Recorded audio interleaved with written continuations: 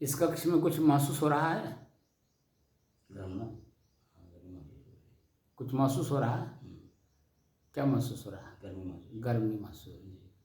तो गर्मी क्यों महसूस हो रही है? अग्नि के कारण। क्योंकि अभी पूरा वातावरण शांत नहीं हुआ। भले बारिश हो गई है लेकिन उमस हो रही है।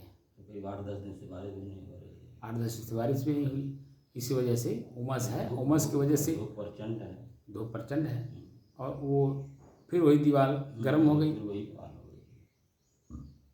हवा गर्म हो गया। इस नाते जन्म हमारे शरीर में गर्मी महसूस हो रही है।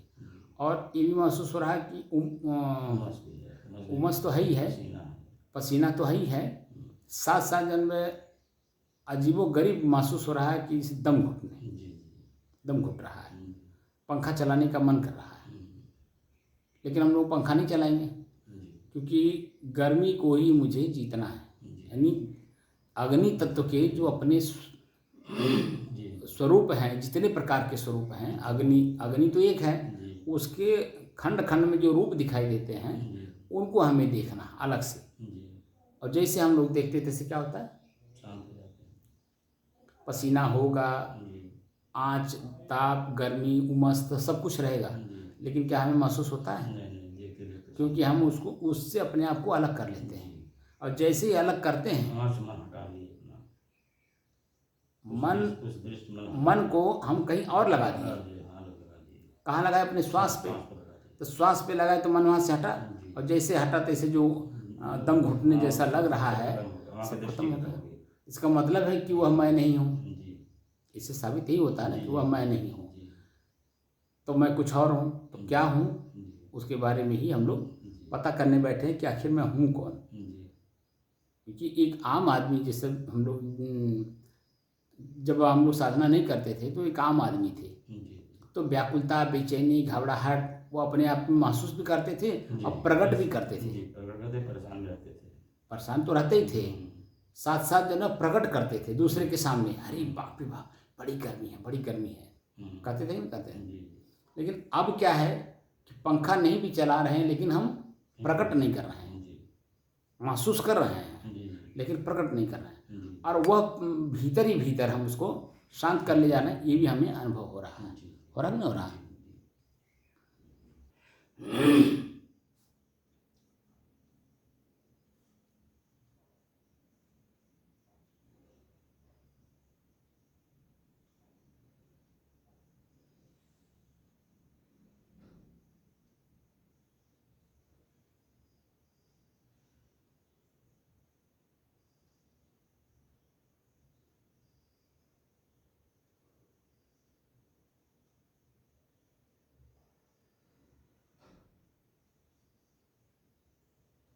बंद करिए एक मिनट।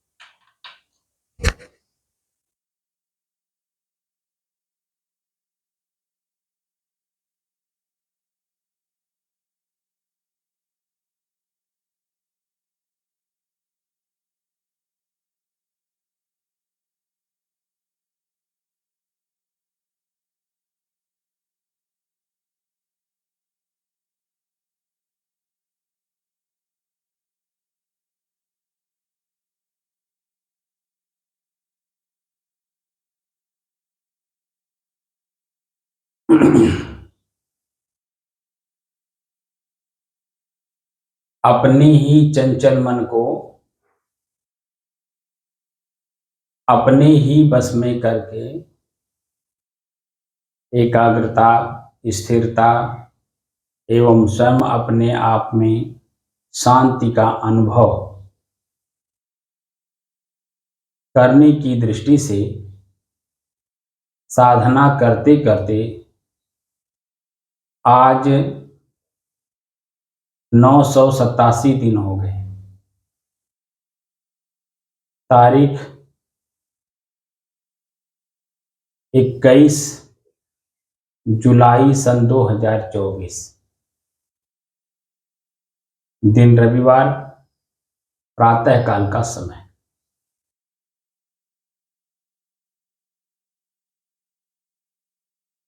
आज गुरु पूर्णिमा है और गुरु पूर्णिमा के दिन अपने अपने गुरुओं को हमें स्मरण करना चाहिए, उनका ख्याल करना चाहिए। जो लोग जिनके गुरु नहीं हैं उनको स्मरण करना चाहिए, ख्याल करना चाहिए और उनके बताए हुए मंत्रों का अनुसरण करना चाहिए। और जिनके गुरु प्रत्यक्ष रूप से हैं उनके पास सभी कामों को त्याग कर उनके पास जाकर उनकी पूजा करनी चाहिए। आज का दिन बहुत ही पवित्र दिन है। सबसे पहले माँ हमारी गुरु है और माँ का ऋण भगवान भी नहीं चुका सकते।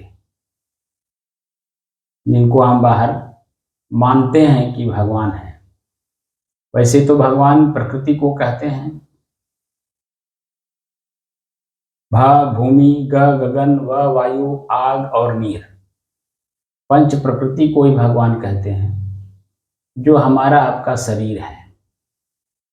और ये शरीर प्रदान करने वाली जो माँ है वो हमारी पहली गुरु है, शरीर की दृष्टि से भी और आंतरिक दृष्टि से भी, व्यवहारिक दृष्टि से भी, सामाजिक दृष्टि से भी। तो सबसे पहले हमको अपने माता और पिता का नमन करना चाहिए। आध्यात्मिक गुरु तो बाद में हैं। अध्यात्म का परिचय हम किससे प्राप्त करते हैं? जो मूल है वो हमारा शरीर है। इसी शरीर में ही आंख है, कान है, नाक है, जीभ है, हाथ है, पैर है। एक तंदुरुस्त शरीर प्रदान करने वाले माता और पिता, उनको अगर हमने नमन नहीं किया और उनके बाद वाले जितने गुरु हैं उनको अगर हमने नमन किया तो हमने कोई उच्च स्तरीय सोच नहीं रखा। क्योंकि जो वास्तव में गुरु हैं वह गुरु हम सभी जीवों को इस बात का ज्ञान कराते हैं। एक रामायण की चौपाई है, भगवान राम के द्वारा करवाया गया है कि प्रातः काल उठ कै रघुनाथा, मात पिता गुरु नावहि माथा। माता और पिता दोनों को प्रणाम करके तब वह अन्य लोगों को प्रणाम, दंडवत, बंदगी, सेवा, शुश्रूषा जो कुछ भी करना है उसके बाद करते थे।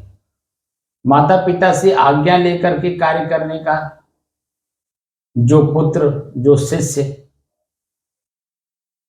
करता है वह वास्तव में बड़ा भाग्यवान है। उसकी बुद्धि स्थिर है, चंचल नहीं है। क्योंकि जो शरीर का बेस है उस शरीर के बेस को प्रदान करने वाले माता और पिता हैं। मैं जिस जगह बैठा हूं, जो आज मैं आप लोगों को साधना सिखा रहा हूं, इस साधना मैं सशरीर से ही सिखा रहा हूं और सशरीर में रहने वाले लोगों को सिखा रहा हूं। जिनके पास आँख है, कान है, जीभ है, मुंह है, नाक है, मस्तिष्क है, सोचने समझने की क्षमता है। एक चेतनावान व्यक्ति को एक चेतनावान व्यक्ति ही साधना करा रहा है। तो साधना तो हम लोग बाद में सीखते हैं उम्र के हिसाब से, लेकिन जिस समय में इसी शरीर में रहते हुए मेरा शरीर कमजोर होता है, दिल दिमाग बुद्धि कमजोर होता है, हाथ पैर कमजोर होते हैं, उस समय में मेरे इसी शरीर को मजबूत कौन करता है? तो साफ साफ दिखाई देता है कि माता और पिता। हम अगर किसी भी तरह से कमजोर हैं, शारीरिक रूप से, मानसिक रूप से, सामाजिक रूप से, आर्थिक रूप से, हर तरह से मजबूत कौन करता है? माता पिता। माता। आध्यात्मिक ज्ञान शुरुआत कहाँ से होता है? गुरु जी से। आध्यात्मिक ज्ञान कहाँ से शुरू होता है? माँ से। माँ से। माँ अगर अपने बच्चे को शुरू से ही उत्तम ज्ञान ना दे तो आगे चल करके वो डॉक्टर, वकील, साधु, यानी समाज का जो एक अलग पद बना हुआ है वो कैसे प्राप्त होगा? उसकी सबकी देन माँ है, क्योंकि बच्चा माँ के साथ रहता है, पिता के साथ नहीं रहता। माँ जैसा भोजन कराती है, जैसा मन से अपने संस्कार देती है, और जहां उठाती बैठाती है, जैसे संगत में रखती है, उसी का असर पड़ता है बच्चे के ऊपर, और वही बच्चा आगे चल करके सब कुछ बनता है। तो सबसे पहले हम अपने माता पिता को, जिनके माता पिता हैं वो सौभाग्यवान हैं, उनका आज के दिन कम से कम पैर छू करके और उनका आशीर्वाद लेना चाहिए। और जो गुरु लोग हैं उनकी जो पूजा करने जाना है तो माता और पिता को साथ अगर लेकर के जाएं तो और अच्छा है। अगर माता पिता ना जाएं तो उनसे आज्ञा लेकर के जाएं, क्योंकि जिस गुरु की पूजा आज आप कर रहे हैं वह गुरु प्रथम दृष्टया यही कहते हैं कि अपने माता पिता का ही सेवा करिए। संसार में जितने देवी देवता हैं उन देवी देवताओं के मूल में माँ और पिता है, क्योंकि देवी का मतलब देने वाली और देवता का मतलब देने वाला। तो अगर संसार में कुछ हमें प्राप्त होता है, जैसे एक हास्य कवि हैं शर्मा जी, रहने वाले तो हरियाणा के हैं, दिल्ली में रहते हैं। वो हास्य कविता में ही उन्होंने कहा कि इन पुरुषों के पास है क्या? ये तो निठल्ले बैठे हुए हैं, इनको तो कुछ है ही, इनके पास तो कुछ है ही नहीं है। ज्ञान चाहिए तो सरस्वती के पास जाते हैं, धन चाहिए तो लक्ष्मी के पास जाते हैं, शक्ति चाहिए तो दुर्गा जी के पास जाते हैं।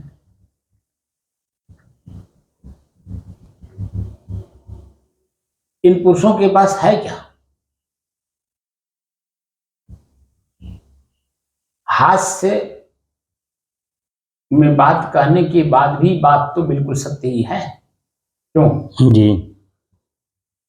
तो इसलिए माता सबसे बड़ी देवी है। संसार में मां से बढ़कर के कोई देवी नहीं है, और वही मेरे गुरु भी है, क्योंकि ज्ञान सरस्वती के रूप में वही देती है। धन कमाती है, आपको धनवान बनाती है वही।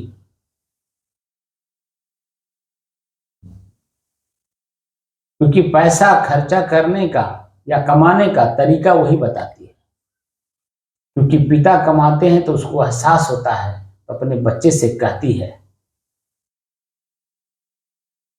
कि कमाई जब किया जाता है तो कितना मन को अपने बस में करके किया जाता है। क्योंकि नौकरी करते समय, खेती करते समय, बिजनेस करते समय पूरा मनोयोग से उस कार्य को करना होता है। तब शाम को जाकर के 4 पैसे की अर्निंग होती है। और इसको खर्च करने के लिए बुद्धि होनी चाहिए।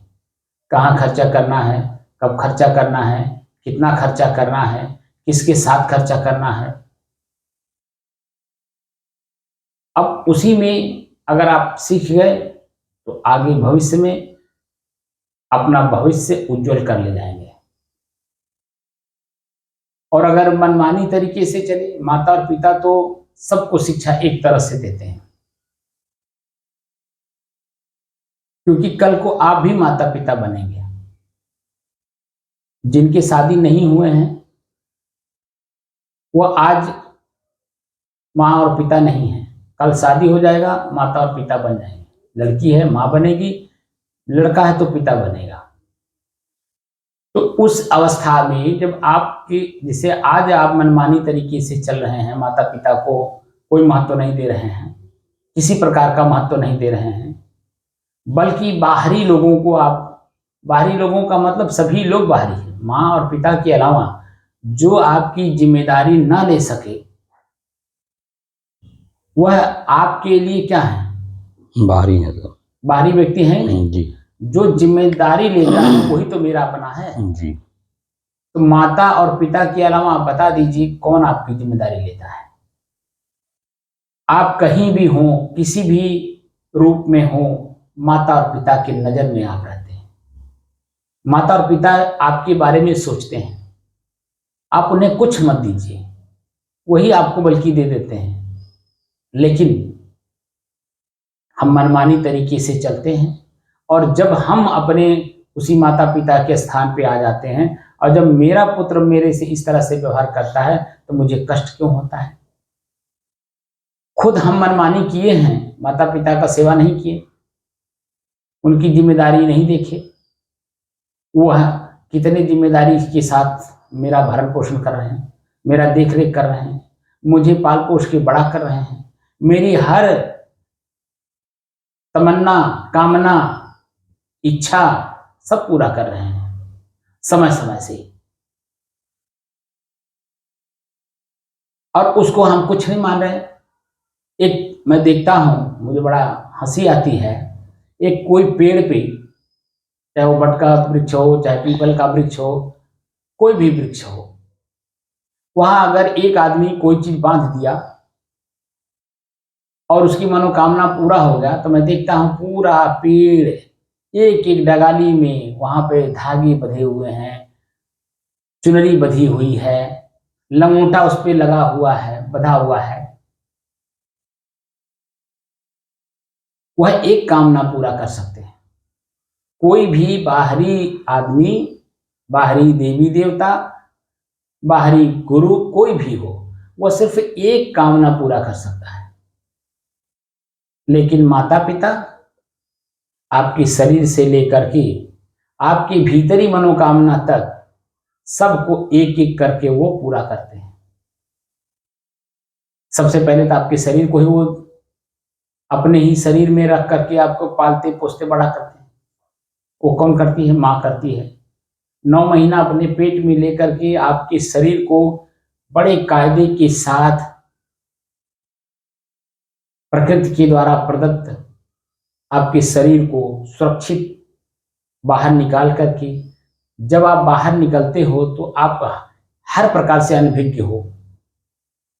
शरीर कमजोर है, छोटा है, हाथ छोटा है, दिल दिमाग बुद्धि सब कुछ छोटा, कुछ है ही नहीं हो। और उसे धीरे धीरे पाल पोष कर बड़ा करती है माँ। आपके टट्टी पेशाब उठाती है, भोजन देती है, दूध पिलाती है, सारा काम करती है। और वह व्यक्ति जैसे ही आप थोड़ा बाहर पैर से चलने लगे, आंख से बाहर देखने लगे, कान से बाहर सुनने लगे, तो पता चला कि जो आपकी बेस है वह बेस को आपने कमजोर कर दिया बाहरी बेस को देख करके। फलाने हमारा कष्ट दूर कर देंगे, फलाने हमारा कामना पूरा कर देंगे, फलाने हमारा दुख हरण कर लेंगे, फलाने हमको मोक्ष दे देंगे। कोई किसी को देता नहीं है। और जो देता है वो मेरी नजर में हल्का हो जाता है। तो आज का जो दिन है वो सबसे बड़े गुरु का दिन है, वो है माता और पिता। इसकी व्याख्या करो तो दिन भर भी करते रह जाऊं, जी जी लेकिन इशारा ही समझिए जी कि सबसे पहले माता और दूसरे के रूप में पिता, तीसरे नंबर पे सब लोग आते हैं। तीसरा का मतलब जानते हैं ना, थर्ड, अंग्रेजी में थर्ड कहते हैं। थर्ड माने उसकी कोई कीमत नहीं है जी। और जिसकी कीमत है वो सबसे पहले माँ, दूसरे नंबर पे पिता जी। बाकी तीसरे लोग हैं। और तीसरे लोग भी अगर कुछ देते हैं तो आपसे कामना रखते हैं कि इनसे हमें कुछ लेना है। जी। जैसे हम गुरु लोग हैं, आपको कुछ दे रहे हैं, आंतरिक ज्ञान, मैं कौन हूं का परिचय जो दे रहे हैं, तो हमारी भी इच्छा होती है कि इनसे हम कुछ प्राप्त करें, क्योंकि हमने इनको कुछ दिया है। क्या प्राप्त हो करना चाहते हैं? एक तो भौतिक जीवन का जो संसाधन है मेरे पास है ही नहीं, हम लोग तो साधु निठल्ला है, हमारे शरीर पे वस्त्र नहीं है, खाने के लिए भोजन नहीं है, रहने के लिए आवास नहीं है, मेरे पास तो कुछ है ही नहीं है। तो मैं आपसे चाहता हूं ज्ञान दे करके, यानी कि मैं व्यापार कर रहा हूं, अपना धन आपको दे रहा हूं, तो आपसे भी कुछ चाहना कर रहा हूं। व्यापार हुआ कि नहीं? बोलिए। जी जी जी जी क्यों कर रहे हैं? हकीकत है कि नहीं? जी, है ही है साहब। व्यापार हो रहा कि नहीं हो रहा? मैं अगर आपको कुछ दे रहा हूं, हाँ, तो बदले कुछ चाहिए फिर। भीतर से मेरी इच्छा है कि आपसे कुछ चाहिए। ये तो बाहरी बाहरी है, भीतर से और क्या इच्छा है कि जब मेरा यही शरीर कमजोर होगा तो मेरा यही शिष्य मेरे शरीर का सदगति करेगा, जी जी सेवा शुश्रूषा करेगा। जी जी जैसे माता पिता को अपनी इच्छा है कि पुत्र पैदा कर रहे हैं, तो मेरे अंतिम समय में मेरे शरीर का देख रेख, सेवा शुश्रूषा मेरा पुत्र करेगा। वैसे गुरु को भी गोस्वामी तुलसीदास जी ने स्पष्ट लिख दिया है कि स्वार्थ पाए कर सब प्रीति। सबका नाम ले लिया ना, सुर नर मुनि कर या ही रीति, अस्वार्थ पाए करें सब प्रीति। तो स्वार्थ सबका अपना अपना है, लेकिन माता पिता का कौन स्वार्थ है? आप सेवा करो तो, ना करो तो। मन में भाव तो है, जब पैदा करते हैं तो मन में भाव रहता है कि मेरा पुत्र मेरे शरीर का सदगत करेगा, सेवा शुश्रूषा करेगा। कब? जब मेरा शरीर कमजोर हो जाएगा, वृद्धावस्था। लेकिन आप बता दीजिए 100 आदमी में कितने लोग हैं जो अपने माता पिता का सेवा करते हैं? बहुत कम परसेंट है, 0 से लेकर के 10% के अंदर है। जी। बाकी 90% लोग जो है अपनी माता पिता का सेवा नहीं करते हैं। उनसे अलग हो जाते हैं, सब अलग बनाते खाते हैं, मियाँ बीवी अलग हो जाते हैं, सब माता पिता जाए जहाँ जाए। आखिर वो शादी किसने कराई? जी। वो जो घर, जिस घर में आप लोग पति पत्नी रह रहे हो, किसका है? वो जिस संपत्ति पे अपना अधिकार जमाते हो, किसका है? उन्हीं लोगों का है ना। जी। बोलिए। है तो उन्हीं लोगों का, लेकिन सब कहते हैं सब मेरा है भाई, तुम्हारा क्या है। निम्न स्तर का विचार, जी, निम्न स्तर का विचार जी। अपने क्षणिक सुख के लिए, स्वार्थ के लिए नहीं, क्षणिक सुख के लिए, और इतनी बड़ी चीज को आप निगलेक्ट कर रहे हो। पहले सब वृद्धाश्रम कहीं सुना जाता था, वृद्धाश्रम है। अब देखिए जगह जगह वृद्धाश्रम बनाया जा रहा है, क्योंकि वृद्धा लोगों की समस्या बढ़ रही है। तो वृद्धों लोगों की जो समस्या बढ़ रही है वो इसी कारण से, क्योंकि वो अभी जब जवान थे तो अपने माता पिता का सेवा नहीं किए, इसीलिए तो बढ़ रही है। तो उनके पुत्र कैसे करेंगे? क्योंकि देखिए जो जन्म लेता है वो अभी तो कहीं था जी था ही। था कि नहीं था? जी जी क्योंकि हम लोग पुनर्जन्म मानते हैं। जी तो पुनर्जन्म जब मानते हैं, मानते क्या वो स्पष्ट प्रकृति में है, जी जी उसमें तो कोई बट नहीं कर सकता, मानिए ना मानिए वो अलग जी विषय जी है। जी पुनर्जन्म होता है। लेकिन इस बात को हम लोग मानते हैं, तो इतना तो कम से कम समझें कि जब हम जो देते हैं, जिसको देते हैं, जैसे साधना की पद्धति में मैं 987 दिन से उस पर देखिए बीच बीच में कई बातें मैं बोल चुका हूँ, जी समझा चुका हूँ, बता चुका हूँ कि जब मन शांत एकाग्र होता है, स्थिर होता है और शांत होता है, उसके बाद जब हम किसी भी विचार को या कर्म को करते हैं शांत मन से, तो उसकी वास्तविकता देखते हैं तो आगे पीछे दाएं बाएं ऊपर नीचे सब जब दिखाई उसका हम विश्लेषण करते हैं, जी। जैसे श्वास तो एक है, ठीक है, जी अब इसमें हम दाएं बाएं आगे पीछे भी तो देख रहे हैं, क्या देख रहे हैं? श्वास तो चल रहा, कैसे चल रहा है? प्रश्न हुआ कि नहीं, मेरा श्वास कैसे चल रहा? जी तो जब श्वास को देखने में हमारा मन अपने श्वास पे केंद्रित ही नहीं है, एकाग्र ही नहीं है, देख ही नहीं पा रहा, तो क्योंकि इधर उधर भाग रहा, भागने का मतलब ख्याल कर रहा, जी बहुत सारी बातें ख्याल करता है क्षण क्षण में। तो ख्यालात जो ख्याल हो रहे हैं, जो स्मरण हो रहे हैं, स्मृतियां हो रही हैं, यादगार हो रहा है, उसको कम से कम हम अपने श्वास पे पहले केंद्रित करें। और जब मन श्वास पर एकाग्र होता है, केंद्रित होता है, तब स्थिरता उसमें आनी चाहिए, दिखनी चाहिए कि लगातार हम 1 घंटे तक अपने श्वास को देख पा रहे हैं कि नहीं, लगातार अपने श्वास को 1 घंटे तक। तो शरीर में किसी प्रकार का हलचल नहीं होगा, शरीर में हमारे कुछ भी बाहरी तरीके से कुछ हो रहा होगा, लेकिन भीतर हमें महसूस नहीं होगा। पसीना हो रहा है, गर्मी हो रही, ताप लग रहा है, आँच लग रहा है, ये सब देख रहे हैं हम लोग नहीं। लेकिन जब जैसे ही मन एकाग्र हो जाता है, वैसे तुरंत स्थिर होता है, और जैसे स्थिर होता है शांत हो जाता है, और शांत मन में ही आप देखेंगे कि आपको शरीर ऐसे धीरे धीरे होने लगते से, जी उसको बोलते हैं निद्रावस्था। तो निद्रावस्था आई कैसे? मन एकाग्र हुआ, स्थिर हुआ, शांत हुआ, और जैसे ही मन शांत हुआ तो नींद में जाएगा ही।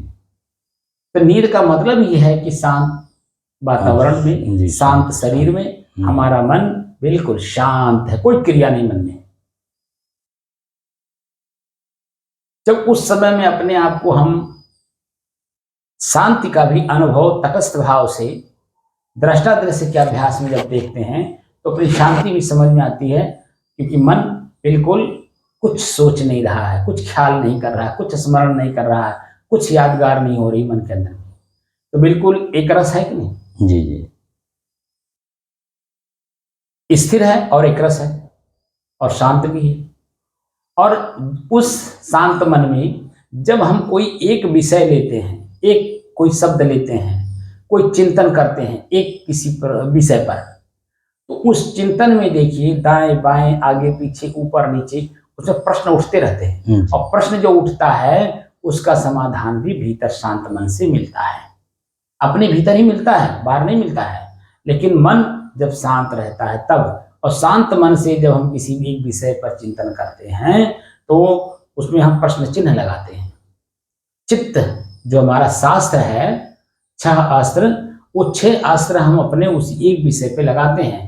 क्या है, क्यों है, किसके लिए है, कब के लिए है, किस लिए है, जो क्या, क्यों, कैसे, कब, कहाँ और कौन, ये प्रश्नवाचक चिन्ह हैं। इन प्रश्नवाचक चिन्हों को एक एक बार, 2 बार, 3 बार, 4 बार, 6 बार लगा करके हम उसकी वास्तविकता को जानने की कोशिश करते हैं, गहराई में जाने की कोशिश करते हैं। तो जब गहराई में जाते हैं उसी एक विषय के चिंतन में, शांत मन से उसकी वास्तविकता दिखाई देने लगता है। तो कुल मूल में देखा जाता है जब, तो स्वयं मैं ही कर रहा हूं ऐसा लगता है। लेकिन जब थोड़ा और गहराई में जाते हैं, जैसे ये मैं भौतिक जीवन की बात कर रहा हूं, जो लोग आम आदमी हैं, जो खास आदमी है वो संत है। संत तत्वदर्शी होता है।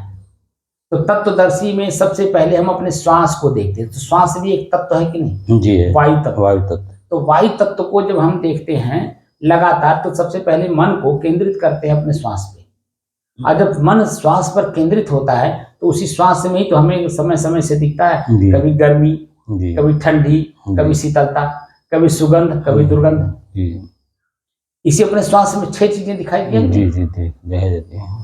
तो समय समय से, जी तो जिस समय में दुर्गंध आ रहा होगा जी तो अपना ही मन बताता है यहाँ बैठने लायक नहीं है, जी तो हम अपने शरीर को यहाँ से उठा करके दूसरे जगह कर देते हैं, क्योंकि मालूम है कि दुर्गंध बार बार जाएगा तो कष्ट देगा, पीड़ा देगा, और मेरा मन स्थिर नहीं रह पाएगा, और जब स्थिर नहीं रहेगा तो शांत कैसे होगा।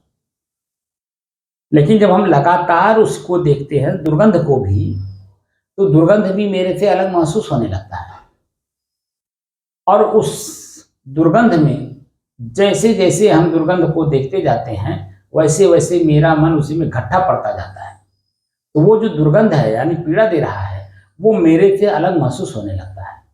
तो वह भी धीरे धीरे धीरे धीरे, मैं वही हूँ, शरीर वही है, श्वास में वो दुर्गंधदार हवा अंदर जा रहा है, लेकिन वह दुर्गंधदार हवा इस नाक के बस इर्द गिर्द में ही दिखाई देगा, पूरे शरीर में नहीं। तो मुझे पीड़ा नहीं देगा, कष्ट नहीं देगा, वहाँ से उठने का मनोभाव नहीं बनेगा, और ना ही हम अपने शरीर को वहाँ से हटाएंगे। ज़्यादा से ज़्यादा आप 1 घंटे तक लगातार अपने श्वास को जब देखेंगे तो भयंकर दुर्गंध में भी वहाँ मन एकदम बिल्कुल शांत हो जाएगा, और आपके शरीर को उठा करके दूसरे जगह ले जाने का कोई प्रेरणा नहीं देगा, और ना ही कष्ट महसूस करेगा, क्योंकि हम उसी को लगातार देख रहे हैं। तो जब लगातार देखने से अपने से अलग महसूस होने लगता है कि मैं वह नहीं हूँ, वह तो श्वास माने हवा में दुर्गंध मिल करके आ रहा है। जी हवा में कुछ मिलावट है, वो मुझे मालूम हो रहा है। तो मिलावट क्या है? दुर्गंध। तो दुर्गंध किसका है? ये अपना ही है। नहीं, दुर्गंध किसका है? वायु तत्व का है। नहीं, दुर्गंध किसका है? ये जब हम देखते हैं तो चूहे का है, बिल्ली का है, सांड का है, भैंसा का है, आदमी का है, ये मस्तिष्क बताता है ना कि किसका है। जी जी जी बताता है। दुर्गंध किसका है? किसके शरीर से आ रहा है? किस शरीर से आ रहा है।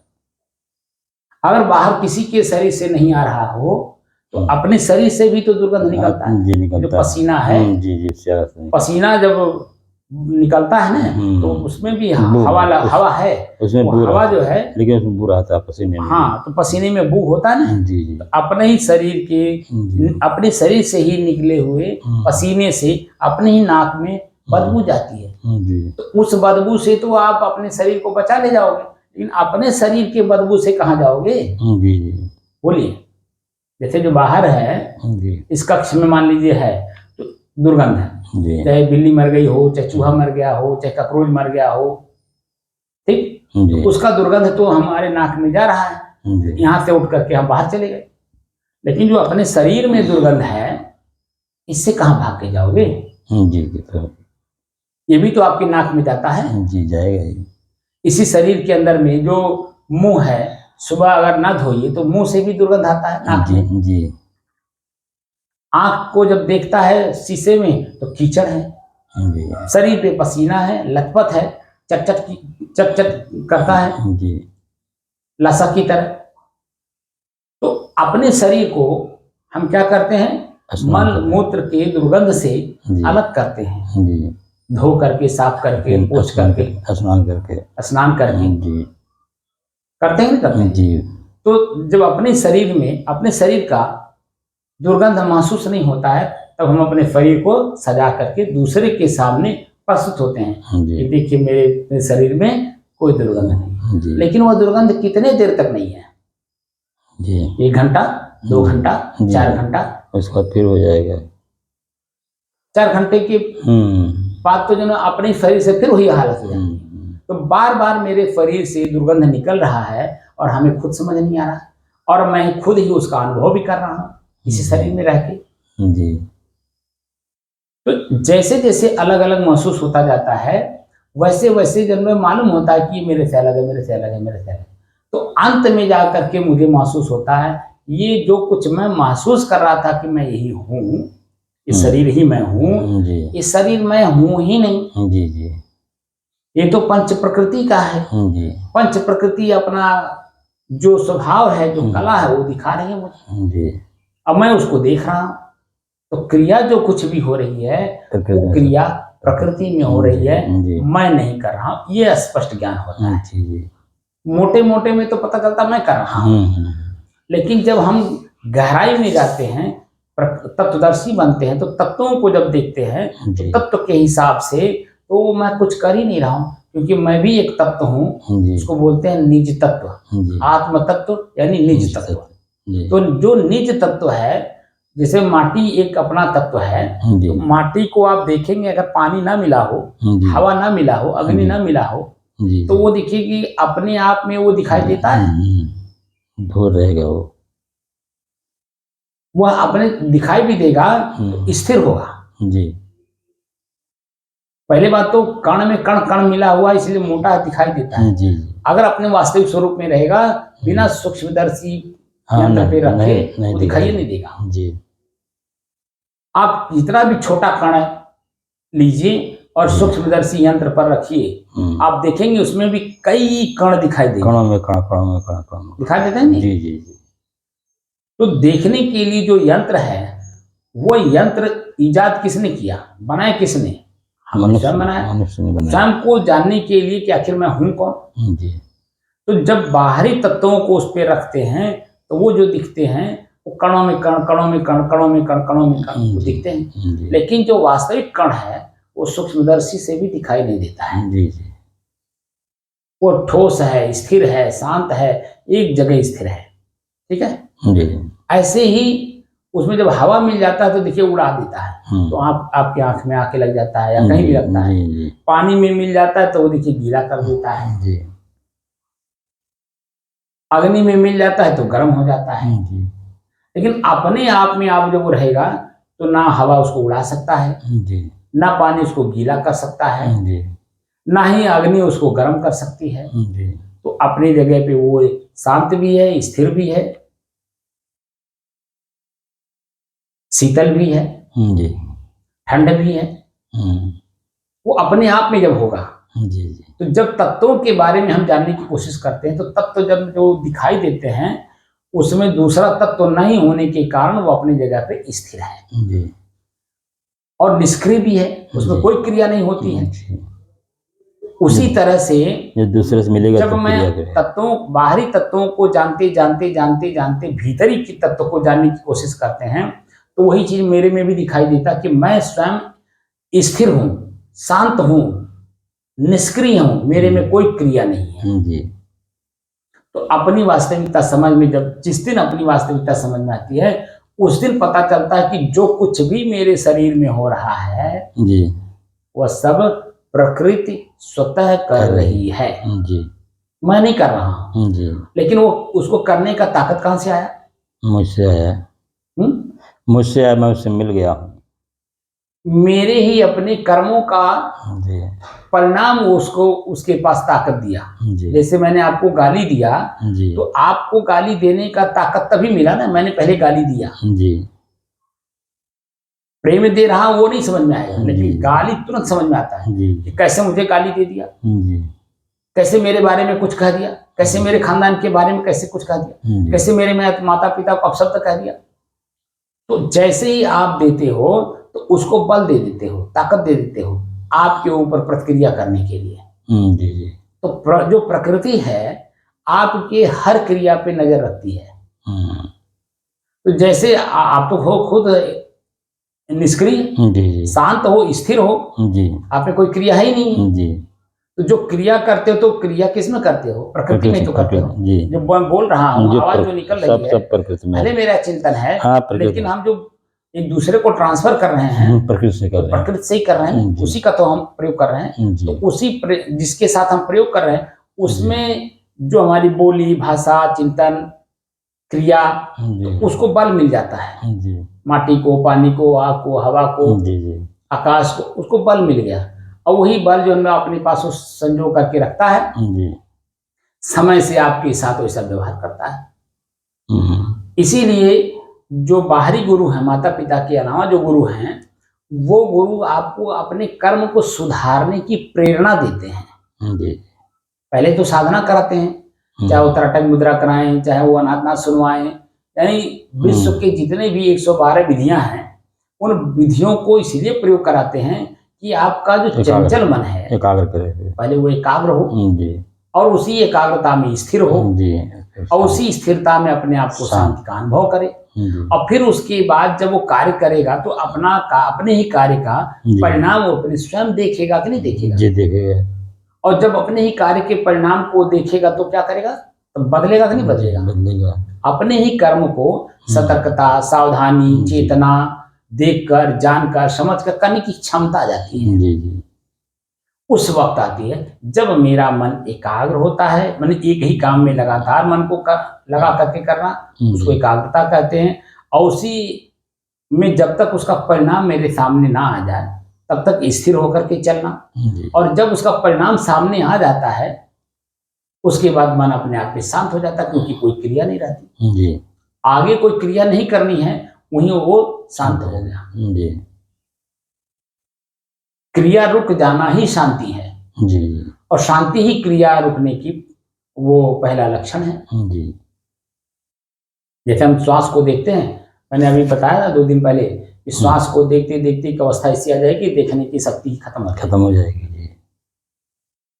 तो जब दिखाइए नहीं कुछ देगा तो वहां शांति रहेगी नहीं। जी। कोई भी वृत्तियां शरीर में, शरीर के भीतर, चाहे शरीर के बाहर, चाहे शरीर के ऊपर हिस्से पे, चाहे शरीर के बाहर, कुछ भी जब नहीं दिखाई देता है तब मन जा करके शांत हो जाता है। जी। तो आज जो गुरु पूर्णिमा है, इस गुरु पूर्णिमा में सबसे पहले हम लोग अपने आप को समझने का प्रयास करें। तो प्रयास में सबसे पहले माँ को, अगर माँ है तो उनका सेवा करिए, उनकी पूजा करिए और उनका पैर छू करके आशीर्वाद लीजिए और उनसे प्रेरणा लेकर के, उनसे आज्ञा लेकर के तब हम जो भौतिक गुरु हैं, जो आध्यात्मिक गुरु हैं, भौतिक गुरु मतलब जो विद्या पढ़ाते हैं, जी जी, आध्यात्मिक मतलब जो मुझे, मैं कौन हूँ, स्वयं का परिचय कराते हैं, तो सबका जा करके आप नमन करें। जो उनकी ख्वाहिश है पूजा करने की, जी जी, वो पूजा करके उनको प्रणाम दंडवत बंदगी करके उनको जो सेवा शुश्रूषा करनी है, जो कुछ भी अपने पास कमाई है उस कमाई का जो हिसाब देना चाहते हैं वो दे करके पूजा करिए। और जो वास्तविक स्वरूप है गुरु करने का वो है प्रकाश।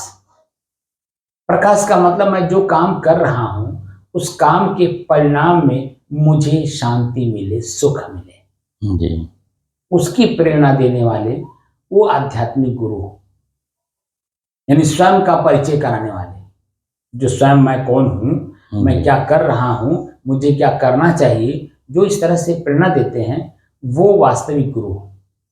क्योंकि माँ और पिता तो वासनात्मक होते हैं, जी, शरीर को दुख सुख सहने की क्षमता भले वो दे देते हैं, शरीर जब देंगे तो दुख सुख होगा ही। जी जी, अभी मान लीजिए माँ ने दूध पिलाया, 2 घंटे बाद वो दूध जो है वो पच जाएगा, जी, फिर भूख लग जाएगी, तो कब तक दूध पिलाएगी वो? क्या पूरे जीवन में मुझे दूध पिलाएगी? वो तो एक अवस्था है, एक समय है। जी जी जी, उतने समय तक, 1 साल तक, 2 साल तक, 3 साल तक। जी, कोई बच्चे कहीं कहीं दिखाई देता कि 5-5 साल तक दूध पीते थे, जी, लेकिन 5 साल तो 5 साल के बाद, वही साल भर के बाद ही माँ जो है स्वयं बाहरी भोजन की ताकत भी दिखाती है, देती है। जी, दाल चटा देगी, जी, दूध चटा देगी, बाहरी जी, दही चटा देगी, रोटी दे देगी। जैसे जैसे उम्र बढ़ता जाएगा शरीर का, वैसे वैसे माँ जो है आपके शरीर को अलग से तत्व कैसे प्राप्त होते हैं वो सारी चीजें सिखा देती है। अच्छा, माँ भी जो होती है वो 3 प्रकार की होती है, उत्तम, मध्यम, निम्न। उत्तम माँ जब तक बच्चा दूध पीता है तो अपना स्वयं दूध पिलाती है, अपने शरीर का, जी, बाहरी कुछ देती ही नहीं है, ये उत्तम माँ है। जी, मध्यम माँ समय के आधार पे दूध हुआ तो पिलाई, नहीं तो बाहरी दूध भी पिला देती है। लेकिन जो निम्न माँ होती है वो दूध न पिला करके दाल चटा देगी, यानी जो दाल में, दाल तो अगर बिना नमक के उसको चटाया जाए तो उसको अच्छा लगेगा? नहीं लगेगा। फीका लगेगा। जी। दूध में स्वाद होता है, लेकिन दाल में अगर जूस पिलाया जाए और नमक ना हो तो वो जल्दी कोई नहीं पिएगा, हम ही आप नहीं पिएंगे। जी। क्योंकि नमक स्वादिष्ट होता है, उसी नमक के साथ साथ बच्चा जो है दूध वो जूस पी लेता है जी। दाल का जूस। फिर बाहरी चीजें जैसे मीट मांस मछली बनाई है उसका स्वाद हल्का सा चटा देगी, अब वो उस निम्न स्तर पे उस बच्चे को ले जाएगी। जी। तो निम्न स्तर पे जो बच्चा माँ का संस्कार सीखता है वही आगे चल करके अन्य जो चीजें समाज में दिखाई दे रहे हैं वो माँ का ही दोष दिखाई देता है और कुछ नहीं दिखाई देता है। जी जी। शुरुआत माँ ने जो संस्कार बच्चे को दिया है जी वही संस्कार बच्चा जब जा करके बाहर में करने लगता है तो वो मालूम पड़ता है कि ये कर रहा नहीं, वो नहीं कर रहा है, माँ ने संस्कार दिया, उसका संस्कार करा रहा है। संस्कार किसने दिया? माँ ने दिया। उसी संस्कार को मिटाने के लिए बाहर के गुरु की जरूरत पड़ती है। जी। जो आध्यात्मिक गुरु हैं स्वयं मुझे क्या करना चाहिए, क्या नहीं करना चाहिए, सही क्या है, सही। देखिए माँ जो होती है वो आध्यात्मिक और व्यवहारिक, सामाजिक और पारिवारिक हर तरह का ज्ञान देती है। अगर वो उत्तम है, उत्तम संस्कारी है, ठीक है जी। तो वो बच्चे को हर तरह से उत्तम संस्कार देती है। परिवार में कैसे रहा जाता है, माता पिता के साथ, भाई के साथ, बहन के साथ, दादा दादी के साथ, चाचा चाची के साथ, अन्य भाइयों के साथ उत्तम संस्कार देती है। और फिर पड़ोसी के साथ, गांव गढ़ी के साथ, नात बात के साथ, नाना नानी, माने जो भी नात बात है, नात बात में ही तो नाना नानी आते हैं, मामा मामी, फुआ फूफा, मौसी, सब नात बात में आते हैं। सब नात बात में आते हैं। तो किसके साथ कैसा व्यवहार करना है वो पूरा संस्कार देती है। और भगवान है ये वही ज्ञान देती है। वो भगवान है, वो दंडात्मक कार्रवाई भी करते हैं और सृजनात्मक भी कार्रवाई करते हैं। और आपको सम्मान भी देते हैं और आपको अपमानित भी करते हैं, कष्टित भी करते हैं, दंडित भी करते हैं। तो आपका अपना ही कर्म भगवान देखता है और उसी कर्म के अनुसार आपको परिणाम देता है। बात समझ में है कि हमारा अपना ही किया हुआ संस्कार प्रकृति में निहित होता है और वही प्रकृति समय समय से मुझे ही, मेरा ही चीज मुझे लौटाती है।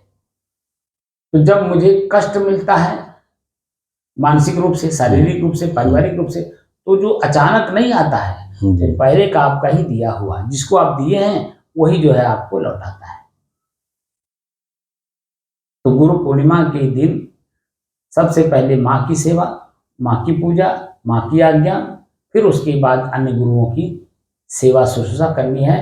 और जो आध्यात्मिक गुरु हैं जहाँ पर आपको मैं कौन हूँ का परिचय प्राप्त होता हो, व्यवहारिक रूप से भी और आध्यात्मिक रूप से भी, उस गुरु की माँ के बाद जाकर के सेवा शुश्रूषा, पूजा, साधना, भंडारा, जो कुछ भी आप करना चाहते हैं वो सब जा करके करिए। लेकिन अगर माता पिता हैं उनको साथ में लेकर के, अगर जाना चाहते हैं, जाने लायक हैं तो लेकर के जाइए, नहीं जाने लायक हैं तो उनसे आज्ञा लेकर के जाइए, लेकिन इनको संतुष्ट करके ही तब जाइए। और जिनके माता पिता नहीं हैं उनको स्मरण करें, बैठ करके 10 मिनट ध्यान कर लें। उठते ही सवेरे सवेरे प्रतिदिन उठ करके माता पिता का स्मरण करें जिन्होंने हमारे शरीर को हमें प्रदान किया है। उसके बाद पृथ्वी माता को प्रणाम करिए। फिर आंख खोलिए, तो आंख खोलने के पहले हाथ को इस तरह से रख करके अपने हाथ की हथेलियों पे मेरा नजर जाए कि आज मेरा हाथ सही सलामत है, इस शरीर, इस हाथ से मुझे अच्छे कार्य करने हैं, पानी पिलाना है, भोजन कराना है, किसी का वस्त्र धोना है, किसी का बिस्तर लगाना है, इसी हाथ से करना है, सारे काम इसी से करना है। गलत काम नहीं करेंगे अपने हाथ से, ना डंडा चलाएंगे, ना ढेला चलाएंगे, ना पत्थर चलाएंगे, ना ही किसी के सामान को इधर से उधर करेंगे, ना ही चोरी करेंगे, ना डकैती डालेंगे, कोई बुरा काम नहीं करेंगे, बल्कि इस हाथ का प्रयोग सुबह से लेकर के शाम तक अच्छे कार्यों में इसे लगाऊंगा, इसलिए इसको देखा जाता है। हाथ को देखने के बाद तब हम अन्य लोगों को देखें। तो माता के पास जाके प्रणाम कर लें, पिता के पास, भाई के पास, जो हमसे बड़े हों उनको सबको प्रणाम करिए। जो भी आपको शिष्टाचार अपनी पारिवारिक दृष्टि से मिला है, राम राम, साहेब बंदगी, दंडवत, प्रणाम, जो कुछ भी आपको मिला है, एक अभिवादन करने के लिए उन्हीं शब्दों में उनका अभिवादन करके और फिर जो है अपने काम में आप लगिए। तो आपका पहले तो वह दिन सार्थक होगा। शाम के समय जब आप सोएंगे तो मन प्रफुल्लित रहेगा, प्रसन्नचित रहेगा, आनंदित रहेगा, और जैसे ही बिस्तर पर पड़ेंगे कोई मन में विकार नहीं आएगा, और वह विकार न आने की वजह से सुख का नींद आएगा। बिस्तर पर पड़ते ही मन एकदम शांत होकर के नींद आ जाएगी। लेकिन जब इसी हाथ से, इसी पैर से, इसी आंख से, इसी कान से गलत काम हुए रहते हैं, वही गलत काम ही तो जब आपके बिस्तर पे पड़ने के बाद भी नींद नहीं आने देते, पश्चाताप में जगह जाते हैं। आपके अपने ही कर्म आपको बार बार ख्याल करा करके उसी को विकृति कहते हैं जी। और वही विकृतियां आपको सोने नहीं देती हैं। इसलिए जब समझ में आ जाए तो तुरंत जो है अपने ही शरीर और शरीर के अंगों को सही कामों में लगाइए, ताकि शाम को सोते समय अध्यात्म का ज्ञान हो ना हो कोई बात नहीं है, लेकिन कम से कम सुख की नींद तो आवे। और सुख की नींद जब तक आएगा नहीं तब तक शरीर स्वस्थ नहीं होगा, और शरीर स्वस्थ नहीं होगा तो फिर दूसरे दिन भी तो काम करने हैं। जी जी। ऐसा तो नहीं है कि आज सोए तो सब सोए ही रह गए, काम आगे उठना ही नहीं है, आगे कुछ करना ही नहीं है। अरे कल भी इसी शरीर से काम करने हैं, तो सब शरीर अपने आप में स्वस्थ रहेगा तभी तो शरीर का प्रयोग करके आप कोई कार्य करेंगे। जो मान लीजिए आज बिगड़ गया तो कल उसको ठीक कैसे करोगे? जी। जब शरीर स्वस्थ रहेगा तभी तो कल ठीक होगा। जी जी। इसलिए जो साधना हमारे पूर्वजों ने बताई वो वास्तव में स्वयं को जानने के लिए कि स्वयं मैं क्या हूं और मैं कर क्या रहा हूं, और कर भी रहा हूं तो किसके साथ क्या कर रहा हूं। गुस्सा कर रहा हूं तो अग्नि में मिलके कर रहा हूं, क्योंकि अग्नि जो है वो स्वयं जलती है, दूसरे को जलाती है। तो गुस्से में आकर के, क्रोध में आकर के आदमी स्वयं जलता है और स्वयं कष्टित होता है, स्वयं पीड़ित होता है, और वही कष्ट पीड़ा दूसरे को भी देता है।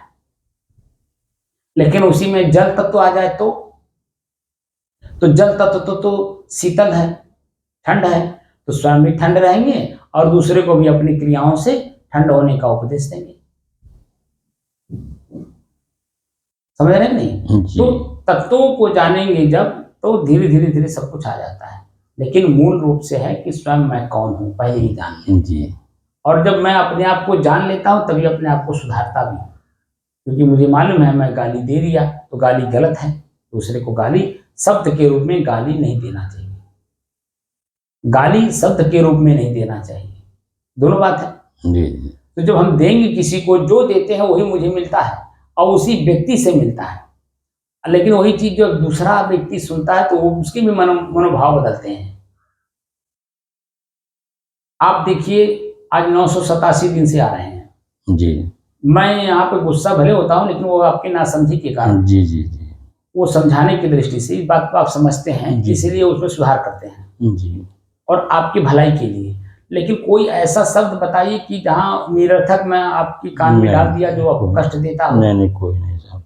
अगर एक शब्द भी मैं बोला होता तो आज 987 दिन से लगातार आप श्वास दिखा रहा हूँ, श्वास में ये देखिए, श्वास में वो देखिए, वो आप बिल्कुल नहीं कर पाते। हाँ, कुछ न कुछ गुण दे रहे हैं आप डेली। नहीं, शब्द जो बोल रहा हूँ उस शब्द में आपको अपने पहचानने की शक्ति दे रहा हूँ जी जी। तो इसलिए आप देखिए अकेले हैं, सुन रहे अकेले रहे हैं जी। वीडियो में भले पूरे विश्व के लोग वो तो अपलोड कर देता हूँ सुनते हैं, लेकिन गाँव में बता दीजिए कितने लोग सुनते हैं? कोई नहीं सुनता है जी। लेकिन अभी ये काम शब्द कर दूं और आपके मुंह से फिर बाहर जाकर निकलना शुरू हो जाए, पूरे गांव के लोग सुनना शुरू कर दें जी। तो मेरे प्रति जो आस्था आपके मन में है वो नहीं रह जाएगा, और जो गांव कि लोगों में मेरे प्रति आस्था है या नहीं है, जी वो तुरंत जन्म अभी और बिगड़ जाएगा। जी। जो थोड़ा बहुत है भी वो भी बिगड़ जाएगा। मैं साहब काफ़ी लोगों से बताता हूँ कि चलिए भैया बढ़िया मतलब है वहाँ से थोड़ा सा वही भी जानिए, जो लेकिन सुन रहे हैं वही तो जी। आप लोगों को बता रहे हैं। जी जैसे जो साधना आप कर रहे हैं उसमें जी। जो आपको परिणाम में मिल रहा है, मन शांत हो जा रहा जी है, बताता हूँ वो सबको तो जाकर। सबको बताते हैं। लेकिन ये अच्छे के रूप में जो मैं दे रहा हूँ तब है तो, जी अगर वही में खराबी मैं दे दूं और उसको जी। निरर्थक दे दूं जी और उसका परिणाम भी निरर्थक हो और जी दुख हो, पीड़ा हो, जी तो वो भी तो जाके आप व्यक्त करेंगे। जी आप समझ रहे हैं नहीं? जी जो मेरे मुंह से निकलेगा, आपका कान सुनेगा, मस्तिष्क विश्लेषण करेगा, वही तो मुंह से निकलेगा, जी जी। कि दूसरा कुछ निकलेगा? कुछ नहीं। तो इसीलिए अपने आप में सतर्कता, सावधानी, चेतना जो मैं बोलता हूँ, जी जी अगर मैं स्वयं अपने आप में ना धारण करूँ, वो आप पर या समाज पर या जो हमारे श्रोतागण हैं या हमारे साधना को करने की जो क्षमता रखते हैं, जो कर रहे हैं, जी उनमें वो विचार कैसे बदलेगा? जी जी कैसे वो शक्ति आएगी? कैसे वो धारणा आएगी? क्योंकि मैं स्वयं अपने आप पे सतर्क हूँ, सावधान हूँ, मुंह से एक शब्द भी अपशब्द निकलने नहीं देता हूँ, जी बल्कि जो बोलता हूँ वो जो मेरा अपना कमाई है, जी और वो कमाई मेरा भीतर का है, और लगातार उसी में मैं कमा रहा हूँ। दिन में भी उसी के बारे में सोचता हूँ, हर काम करता हूँ, झाड़ू भी लगाता हूँ, बर्तन भी मांजता हूँ, कपड़ा भी धोता हूँ, भोजन भी स्वयं अपने हाथ से बनाता हूँ, बिस्तर स्वयं लगाता हूँ, लेकिन हर काम में मैं वहाँ अपने को तौलता हूँ, अपने आप को सतर्क और सावधान रखता हूँ, चेतना में रहता हूँ कि मेरा जो जीवन है वो जीवन किस काम के लिए है, मैं कर क्या रहा हूँ, और ये जो कर रहा हूँ ये कितने देर तक करूँगा, ये कितने देर तक मेरे साथ क्रिया करवाएगा, ये क्रिया कब छोड़ेगा। तो जब लगातार सोचिए, चलते उठते बैठते सोते जागते हर समय में, तो आप अपने को अलग करके जब कार्य करते हैं तो सतर्कता, सावधानी और चेतना अपने आप आती है। क्योंकि जैसे आग पकड़ेंगे तो जलूंगा मैं ही, जी जी पानी में कूदूंगा तो पानी की गहराई के हिसाब से डूबूंगा मैं ही, जी बुढ़ूंगा हम ही बुढ़ेंगे। तो वहां सावधानी बरतेंगे नहीं, जी और सावधानी बरतते हैं तो डरते हैं, और डरते हैं तो उस काम को नहीं करते हैं। तो डर भीतर में जरूरी है, किसी न किसी का डर जरूरी है। जैसे हम लोग चेतना में हैं तो किसकी डर है? समाज का डर है, आपका डर है, उनका डर है, क्योंकि मेरे मुंह से ऐसा कोई चीज ना निकल जाए जो आपको कष्ट दे दे, और वो कष्ट जब मेरे ऊपर आने लगेगा तो मुझे कष्ट महसूस होता है। इसीलिए हम प्रेम से बोले ताकि आप प्रेम से रहें, और प्रेम जहां भी आप रहेंगे तो प्रेम से वो मेरी चीजों को प्रेम से उसका व्याख्या करेंगे तो चार आदमी को और प्रसन्न करेंगे, जी चार आदमी और आपसे चेतनावान बनेंगे। जैसे हमारे गुरु जी हमको चेतनावान बनाए, तो मैं आप लोगों को चेतनावान बना रहा हूँ, और आप लोग अगर चेतनावान हो गए तो जहां जहां बैठेंगे एक एक दो दो लोगों को ही चेतना देंगे तो भी बहुत हो जाएंगे। ऐसे ही ये प्रकृति का क्रम चलता रहता है, और इसी में लोग सुख दुख भोगते रहते हैं, और इसी में अपने सुख दुख से परे जा करके अपने आप का भी ज्ञान कर लेते हैं, और अपने इसी प्रकृति से अपने आप को मुक्त कर लेते हैं। प्रकृति के कर्मों से, प्रकृति के नियमों से, प्रकृति के सारी चेतना जो भी उसके पास है उससे अपने आप को हम अलग कर लेते हैं। जी जिसके बारे में हमें मालूम है कि ये चोर है तो देखिए उसके सावधान रहते हैं, जी बिल्कुल सावधान रहते हैं। जिसके बारे में जानते हैं कि ये निंदा चुगली करता है उससे सावधान रहते हैं, उससे नहीं बात करते हैं। मेरी बात वहां ले जाएगा, वहां की बात मेरे पास ला है जी तो उससे सावधान रहते हैं। जी और लोग तो नहीं कह पाते, लेकिन मैं स्पष्ट कहता हूँ भाई मैं पोस्टमैन नहीं हूँ, जी जी और नहीं मैं किसी को पोस्टमैन रखा हूँ जी। तो उनकी बात मेरे पास ला के करे और मेरी बात उनके पास ले जाकर। जी जी मैं कोई वेतन नहीं देता हूँ, जी इसलिए मैं ना पोस्टमैन हूँ और ना मैं पोस्टमैन रखा हूँ। जी इसलिए अपनी बात करिए, दूसरे की बात करिए ही मत। बिल्कुल शांति से रहना हो तो रहिए, और नहीं तो अगर मन में बहुत सारा ज्ञान लिए हो तो मुझे चाहिए ही नहीं। जी जी आपका ज्ञान मुझे नहीं चाहिए, जी मेरा ज्ञान लेना हो तो शांति से मेरी बात को सुन लो, जी जी क्योंकि मेरे ज्ञान में अगर आप सुन लोगे मेरा ज्ञान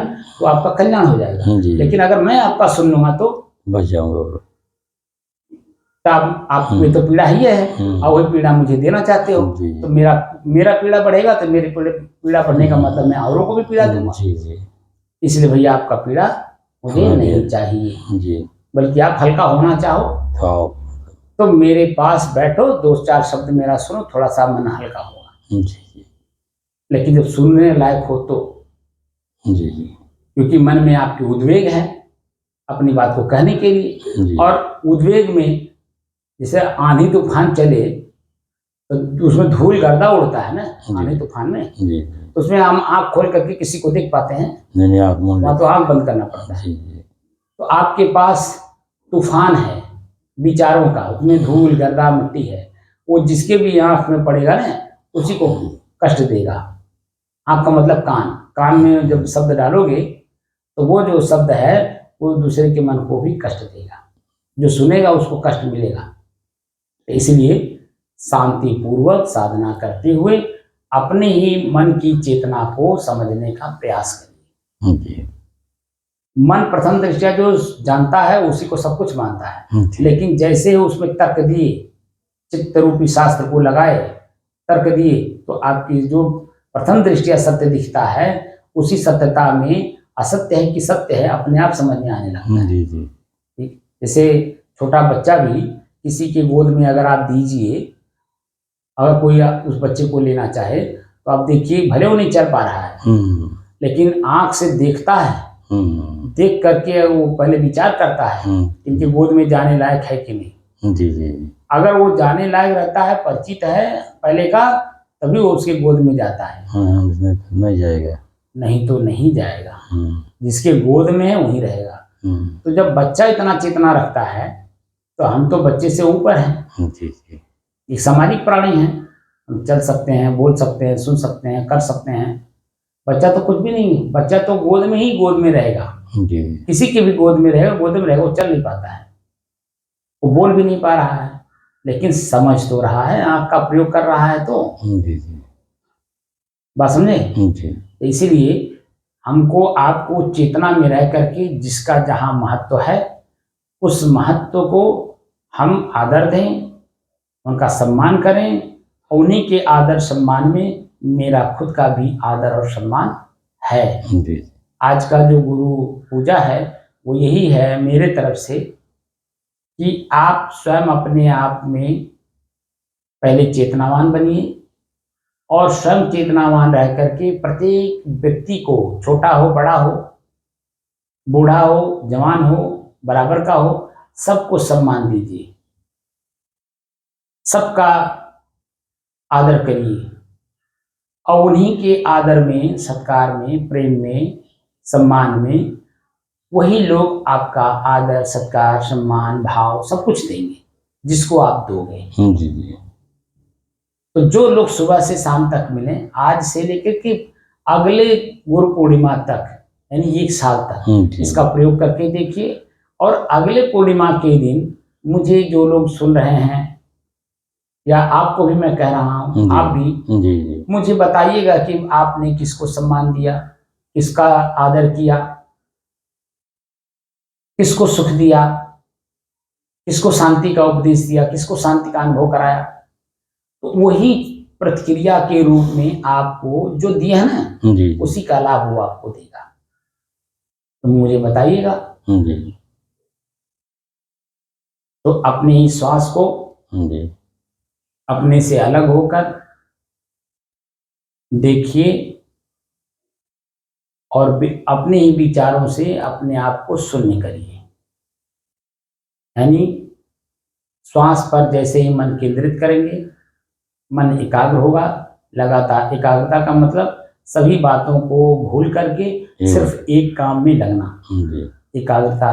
तो एक काम क्या है? श्वास को लगातार देखना, और लगातार देखने से ही उसमें स्थिरता अपने आप आ जाएगा, और वही स्थिरता धीरे धीरे धीरे धीरे देखने की शक्ति खत्म कर देगा। तो देखने की शक्ति जब तक रहती है तब तक हम चेतना में रहते हैं, सतर्क सावधान रहते हैं। लेकिन जैसे ही देखना शुरू करते हैं, एकाग्र होते हैं, एकाग्र होते होते देखने की शक्ति खत्म हो जाती है, मन अपने आप में शांत हो जाता है। ठीक है ना? और वही शांति की स्थिति आपकी अपनी है, वही निष्क्रिय अवस्था भी है, उसमें कोई क्रिया नहीं है। इस बात का भी आभास करते हुए चलिएगा। ठीक है? साहिब। साहिब बंदगी साहिब।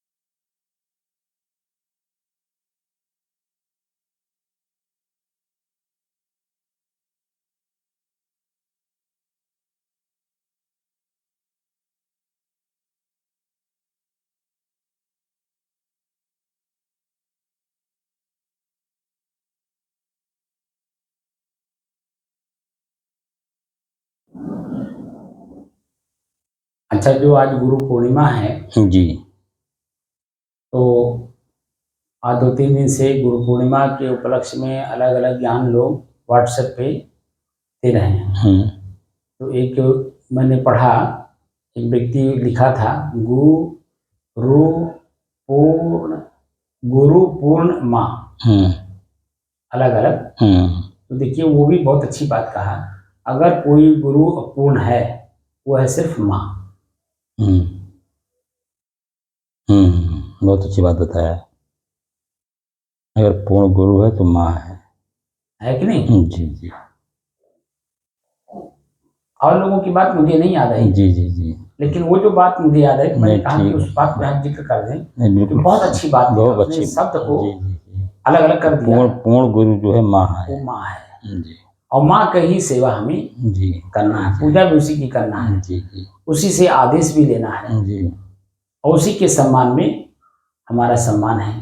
तो जो अपने माता पिता, मैं उस बच्चे को जो निरंजन गया है, जी जी वो मैं उसको समझा रहा था कोई बात, जी उसी से पहले बात लिया, उसी की बात को लेकर के मैं उसी को समझा रहा था। जैसे जिस परिवार से है वो छोटी बिरादरी हरिजन को कहते हैं, एक चीज, चलो कोई बात नहीं हो, तो हरिजन तो एक सामाजिक रूप से बना हुआ, वो अलग बात है। लेकिन जब मैंने उसको पूछा कि खेती कितना है, तो बताया 1 बीघा। तो मैं कहा, पूछा कि तुम्हारे भाई कितने हैं? कहा 2। मैं कहा तुम बड़े हो कि छोटे? कहा नहीं, मैं बड़ा हूँ, छोटा मेरा भी स्कूल में पढ़ रहा है। तो मैंने पूछा पिताजी क्या करते हैं? तो उसने कहा रिक्शा चलाते हैं। तो माँ गृहिणी है, घर में रहती माँ तो कुछ कर नहीं सकती, तो वही मजदूरी करेगी, स्वाभाविक बात है। तो मैंने उससे पूछा, माता पिता पुत्र जन्माते हैं, तो पुत्र जन्मा करके उनकी कुछ ख्वाहिश होती है, जी जी, कुछ चाहते हैं अपने पुत्रों से, तो वो उसके बारे में तुम्हें कुछ जानकारी है? तो उटांग पटांग बात बोलना शुरू किया। कहा कि जनवारी उनका काम था, जन्म दे दिए। अब जन्म जिसने दिया है उसका हम भजन नहीं करेंगे, उनकी पूजा नहीं करेंगे, तो ये माता पिता क्या करेंगे? तो मैंने YouTube पे संजोग से एक दिन पहले एक व्यक्ति का वीडियो देखा, मैं संस्था का नाम नहीं लूंगा, उस संस्था से वो निकल चुका था, जो कि MBBS डॉक्टर है। और वो MBBS डॉक्टर अपने माता पिता, पत्नी, बच्चे, धन संपत्ति सब कुछ को त्याग, यहाँ तक कि वो नौकरी भी करते थे, वो नौकरी भी त्याग करके उस संस्था में जा करके दीक्षा ले ली और वहाँ रहने लगे। 10 साल लगातार रहे, 2012 से लेकर के 2023 तक। अच्छा, वो लगातार वहाँ रहे 10 साल। तो जो उनके साथ में घटनाएं घटी थी, उन घटनाओं का उन्होंने जिक्र किया था। ठीक है ना? तो वो जिक्र जो उन्होंने किया, तो वो जो ब्रेन वॉश करते हैं ना, ये जो बाहरी अधूरे ज्ञान हैं, ज्ञानवान लोग हैं, ये आपकी ब्रेन को वॉश करते हैं, और वो ब्रेन वॉश करके जो वास्तविक स्वरूप है उससे आपको अलग कर देते हैं और अपने पास बुला लेते हैं। तो जो वास्तविक जो ब्रेन वॉश के जो शब्द दिए जी उस पर वो खरा उतरते ही नहीं। जी जी। तो क्या करते हैं, आश्रम का सेवा करो, हम्म, 4 लोगों को शिक्षा दो, उनको शिक्षा दे करके आश्रम से जोड़ो, संस्था से जोड़ो। तो वो लोग 10 लोग भी आए, अगर 10 रुपया देंगे तो 100 रुपया होगा। तो आश्रम का विकास होगा, बिजली पानी का खर्चा चलेगा, जो आएगा अतिथि हैं उनका सेवा होगा। तो मैंने वो भी बेचारे सारे काम किए जो भी उनको दिया गया, सब किए। लेकिन जब उनके शरीर पर, उनके मन पर कोई बुरा असर पड़ने लगा तो वही संस्था के लोग उनके हितैषी नहीं हुए, जी जी। उनको अंत में घर वापस भेज दिए। अब आप बता दीजिए, अगर माता पिता मजबूत ना होते, जी जी ठीक है, जी माता पिता आपसे प्रेम ना करते तो आप कहाँ जाते? जी, कहाँ जाते? बोलिए। जी और जो उनका रोग था वो या तो पागल बन करके समाज में से अपने शरीर में मट्टी पोत करके घूमते, जी जी और जो मन में आता वो बोलते, जी। और समाज के लोग कहते भाई पागल है, पागल है, पागल है। और जो कि आप पढ़े लिखे हो, MBBS हो, डॉक्टर जी हो, जी जी दूसरे की सेवा करते हो, और आप ऐसे लोगों के साथ जुड़ गए जहां आपका पूरा दोहन किया गया। जी जी और दोहन करने के बाद, दोहन का मतलब निचोड़ना, जी जी आपकी बुद्धि को सब और शरीर को और आपके धन को सबको निचोड़ लिया गया। और जब निचुड़ गए आप, उनमें बिल्कुल घुल मिल गए, और जब आप जो है कष्ट में आए तो उनका दायित्व तो बनता है ना कि जी। अपने सदस्यों का हम सेवा करें, जी जी उनको फिर से पुनः उस अवस्था में लाएं। जी लेकिन वो बिल्कुल नहीं, आपको घर भेज दिए। तो माता पिता अगर मजबूत ना होते तो आपको एक्सेप्ट कैसे करते, जी दवा कैसे कराते, जी काउंसलिंग कैसे कराते डॉक्टर से, जी मनोरोगी डॉक्टरों जी। से काउंसलिंग कैसे कराते? जी भाई जो डॉक्टर काउंसलिंग करता है उसको भी तो इच्छा होता है कुछ फीस हाँ, मिले। लेगा लेगा ही। भाई दवा दुकान पे मिलती है तो दवा वाला भी पैसा लेगा, जी डॉक्टर भी फीस लेता है अपना, जी ठीक है ना, इसका बिजनेस है, वो करेगा ही। स्वाभाविक बात है। जी तो अगर माता पिता मजबूत ना होते तो फिर वो पुनः जो बातें वो बोल रहे थे वो स्वस्थ होने के बाद बोल रहे थे, जी जी तो स्वस्थ हो पाते? नहीं हो पाते थे। और उन्होंने कहा भी अंत में कि मेरे माता पिता ही सबसे अच्छे हैं जी कि निस्वार्थ भाव से मेरा सेवा किए,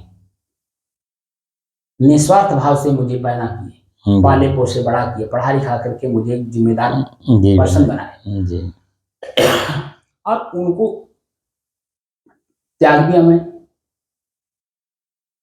और त्याग करके ऐसे व्यक्ति के पास चला गया जहाँ खाली मेरा ब्रेन वॉश कर दिया। जी और मैं ब्रेन वॉश करा करके भी मैं समर्पित भी हो गया, वहां पूरा अपना जीवन योगदान दे रहा, माता को छोड़ दिया, पिता को छोड़ दिया, घर छोड़ दिया, अपना नौकरी छोड़ दिया, आय का स्रोत छोड़ दिया, जो मेरे पास कला थी उस कला के माध्यम से समाज की जो मैं सेवा कर रहा था वो सब छूट गए। और ऐसे व्यक्ति के पास आए कि जो खाली बोलता ही है और कुछ करता नहीं। अब बोल बोल करके खाली जो है लोगों को माइंड ब्रेन वॉश करता है, और ब्रेन वॉश कर करके जो है खाली वैसे पागलों की तरह घूमो। देखिए, साधु बन जाना आसान है, लेकिन साधु का अपना खर्चा चलाना मुश्किल काम है। तो वो हम क्या करते हैं, जैसे साधु बन जाने के बाद मैं मर तो नहीं गया, मेरी आवश्यकताएं तो कम हुई नहीं, तो भोजन लेना ही है, प्यास पानी पीना ही है, कपड़ा लेना ही है, आवास में रहना ही है, सुख दुख भोगना ही है। अगर मान लीजिए कोई रोग हो गया तो दवा दारू कराना ही है, सारे काम करने हैं। तो पैसे कहाँ से आएंगे? साधु तो आप बन गए, तो साधु तो अपने स्वार्थ के लिए बने ना। साधु का मतलब अपने ही बुराइयों को त्यागना, अच्छाइयों को अपने जीवन में धारण करना। तो मैं घर में भी रह के कर सकता हूँ, हर काम को करते हुए भी कर सकता हूँ। खाली कपड़ा पहन लेने से जन्म निकम्मा बन जाने से तो बात बनती नहीं। साधु जीवन कभी भी, साधुशाही आपको निकम्मा नहीं बनाती है।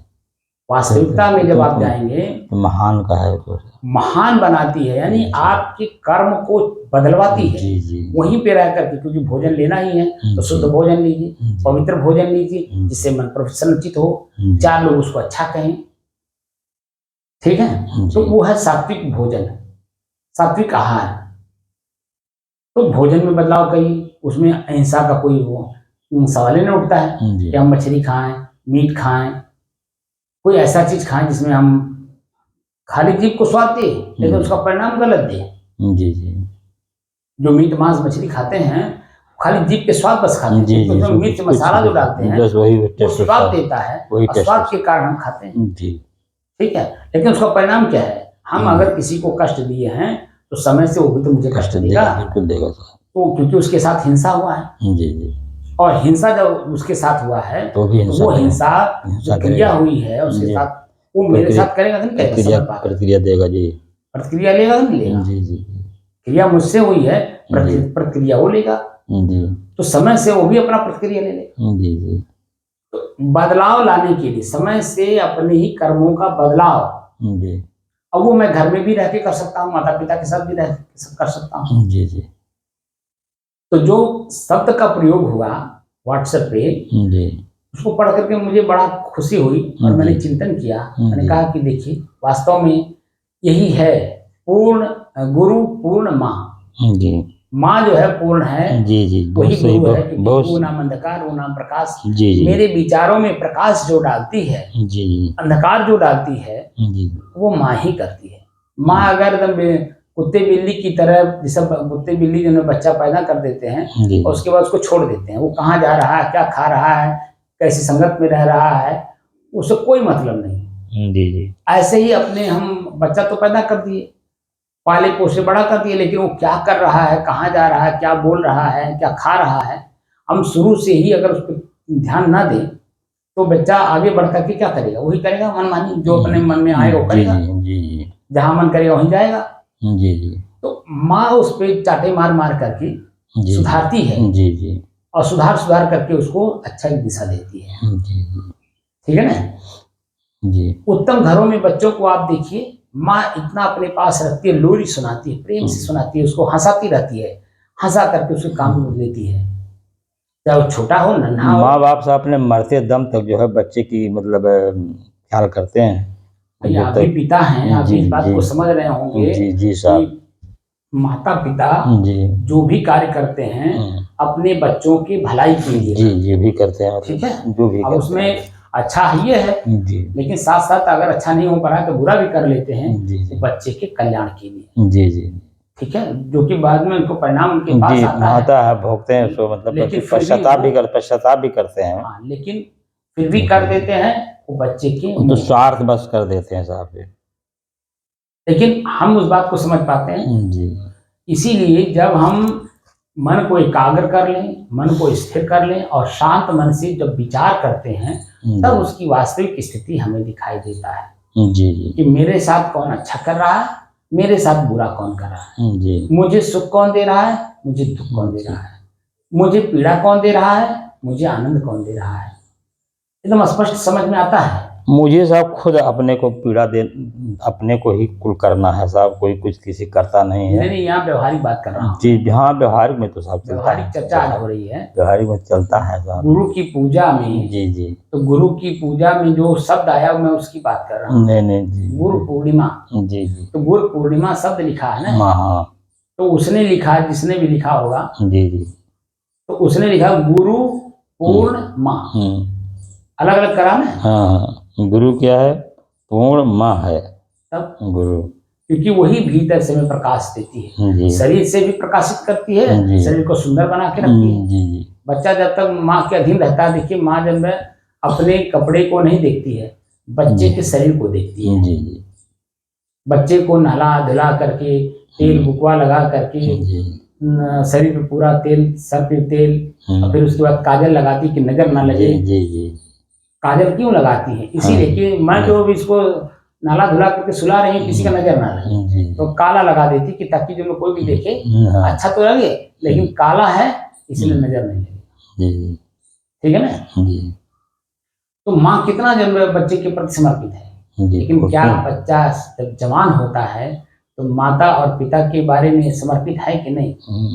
नहीं है ना? नहीं, बिल्कुल नहीं सर। तो उसी को आज जो है, जो हम लोगों को शिक्षा देना, जैसे मैं भी गुरु हूँ जी अपने जगह पे, मैं भी जो जी जी ध्यान जी साधना जी सिखा रहा हूँ, गुरु गुरु आध्यात्मिक हाँ एक गुरु मैं गुरु हैं हूँ। जी जी तो जी गुरु का कर्तव्य होता है कि वह बेस को मजबूत करे, जी जी व्यवहारिक बेस और आध्यात्मिक बेस। जी तो व्यवहारिक बेस में हमारे माता पिता हमारे बेस हैं, जी जी क्योंकि मेरे शरीर को सुख दुख का साथ वही देते हैं। जी मैं इसीलिए तो कहा जी जी कि जो उदाहरण अभी दिया हूँ, जी निरंजन को मैं यही दे करके समझाने की कोशिश किया, जी जी तो वो जो है उल्टा बोल गया। जैसे उल्टा बोला, मुझे गुस्सा आ गया। जी जी मैं कहा तुम इसी वक्त अभी बोरिया बिस्तर उठाओ और तुम आश्रम से चले जाओ। जी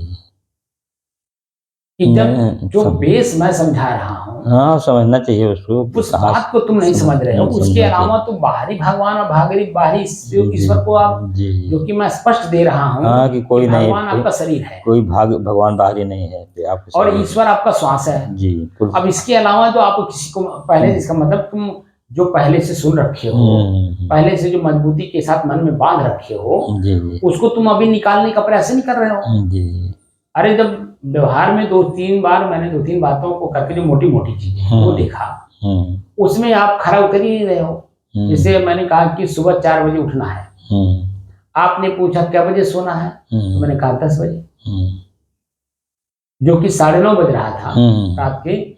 और मैं उस समय समझा रहा था कि 4 बजे उठना है और फ्रेश होकर के 5 बजे अपने ध्यान कक्ष में आपको पहले पहुंचना है। जी रामअवतार बाबू आवे ना आवे जी वो अलग विषय है, वो आएंगे अपने टाइम से आएंगे, लेकिन आप उनके आने से पहले पहुंचिए। जी आपके अंदर में एक चेतना जागृत होनी चाहिए कि मुझे काम, मेरा वो निजी काम है। तो निजी काम भी आप जब एकदम निश्चिंता पूर्वक कर रहे, कोई करे ना करे कोई मतलब नहीं। तो मैं चेतनावान गुरु हूँ और मैं जो बात बोलता हूँ, मुंह से जो आवाज निकलता है ना, कान में मेरे जाता है। जी और मेरा ही आवाज मेरे कान में जब जाता है तो मेरे मस्तिष्क जी मुंह से निकला हुआ शब्द अगर कान में जा रहा है और कान अगर सुन रहा है तो मस्तिष्क में जाएगा कि नहीं? जी जी बिल्कुल तो जाएगा बुद्धि बनेगा कि नहीं? बिल्कुल बुद्धि का मतलब स्थिर होगा कि नहीं? तो उस पर हम वाच करेंगे कि नहीं? मैंने जो इनको बताया है उस काम को ये कर रहे हैं कि नहीं? जी मेरे बोलने का ये सार्थकता ले रहे हैं कि नहीं? ये तो मुझे ऐसे समझ रहे हैं जैसे प्रवचन करता। जी कबीर साहब कहते हैं भूख की कुकुर मर गई, अब काज न एक सियार से भयो। तो मुझे तो आप कुत्ता समझ ली कि मैं खाली भूखूं और आप सियार की तरह जो अपना काम करो, ऐसा संभव नहीं है। मैं कुत्ता नहीं हूं, मैं एक संत हूं और समाज में अच्छा बनने की कोशिश कर रहा हूं और अपनी अच्छाई समाज पर एक छाप छोड़ने की कोशिश कर रहा हूं। तो क्या कर रहा हूं? स्वयं का परिचय, स्वयं मैं कौन हूं और स्वयं मैं कौन हूं का परिचय समाज को भी देने की कोशिश कर रहा हूं। तो जब स्वयं को हम जानेंगे तो मेरे साथ जुड़े हुए लोग अच्छे बुरे जो हैं उनका हम ख्याल रखेंगे कि नहीं? बिल्कुल रखेंगे साहब। उनके साथ वैसा व्यवहार करेंगे कि नहीं? बुरे के साथ हम बुराई नहीं करेंगे, लेकिन बुरे के साथ अच्छाई करने की कोशिश करेंगे। कोई हमको गाली दे रहा था, हम गाली नहीं देंगे, लेकिन सुन करके सहन करने की क्षमता जरूर हम अपने अंदर में पैदा करेंगे कि ताकि वो जो शब्द बोल रहा है वो मार तो नहीं रहा ना, शब्द ही बोल रहा है, चोट लग रहा है, लेकिन फिर भी उसको हम लगातार सुना ही ना। जब सुनबे नहीं करेंगे तो मन में कष्ट होगा ही नहीं। तो भीतर से जब तक आप उसकी बात को सुनोगे तो अन्य चीजें आपके सामने आएगा ही नहीं। और जब अन्य चीजें आप लागू कर देते हैं तो बाहर की कोई चीज सुनाई नहीं देती भीतर। तो भीतर से आपको करना क्या है कि बाहर की आवाज सुनबे नहीं करें, और बाहर में किसी की बात सुननी है तो भीतर का कार्य नहीं करना। तो किसका सुनना, कब सुनना, कितना सुनना है, जानकारी रखना चाहिए। तो गुरु के पास आए हो, एक संत के पास आए हो, तो संत जो है आपको तौलेंगे कि नहीं? हीरा सोई सराहिए सह घनन की चोट और कपट कुरंगी मानवा परखत नहीं करा खोट। हीरा सोई सराहिए सह घनन की चोट कपट कुरंगी मानवा परखत नहीं करा खोट। कौन कह रहा है? गुरु कह रहे हैं, कबीर साहब कह रहे हैं। कबीर साहब का वाक्य बीजक का।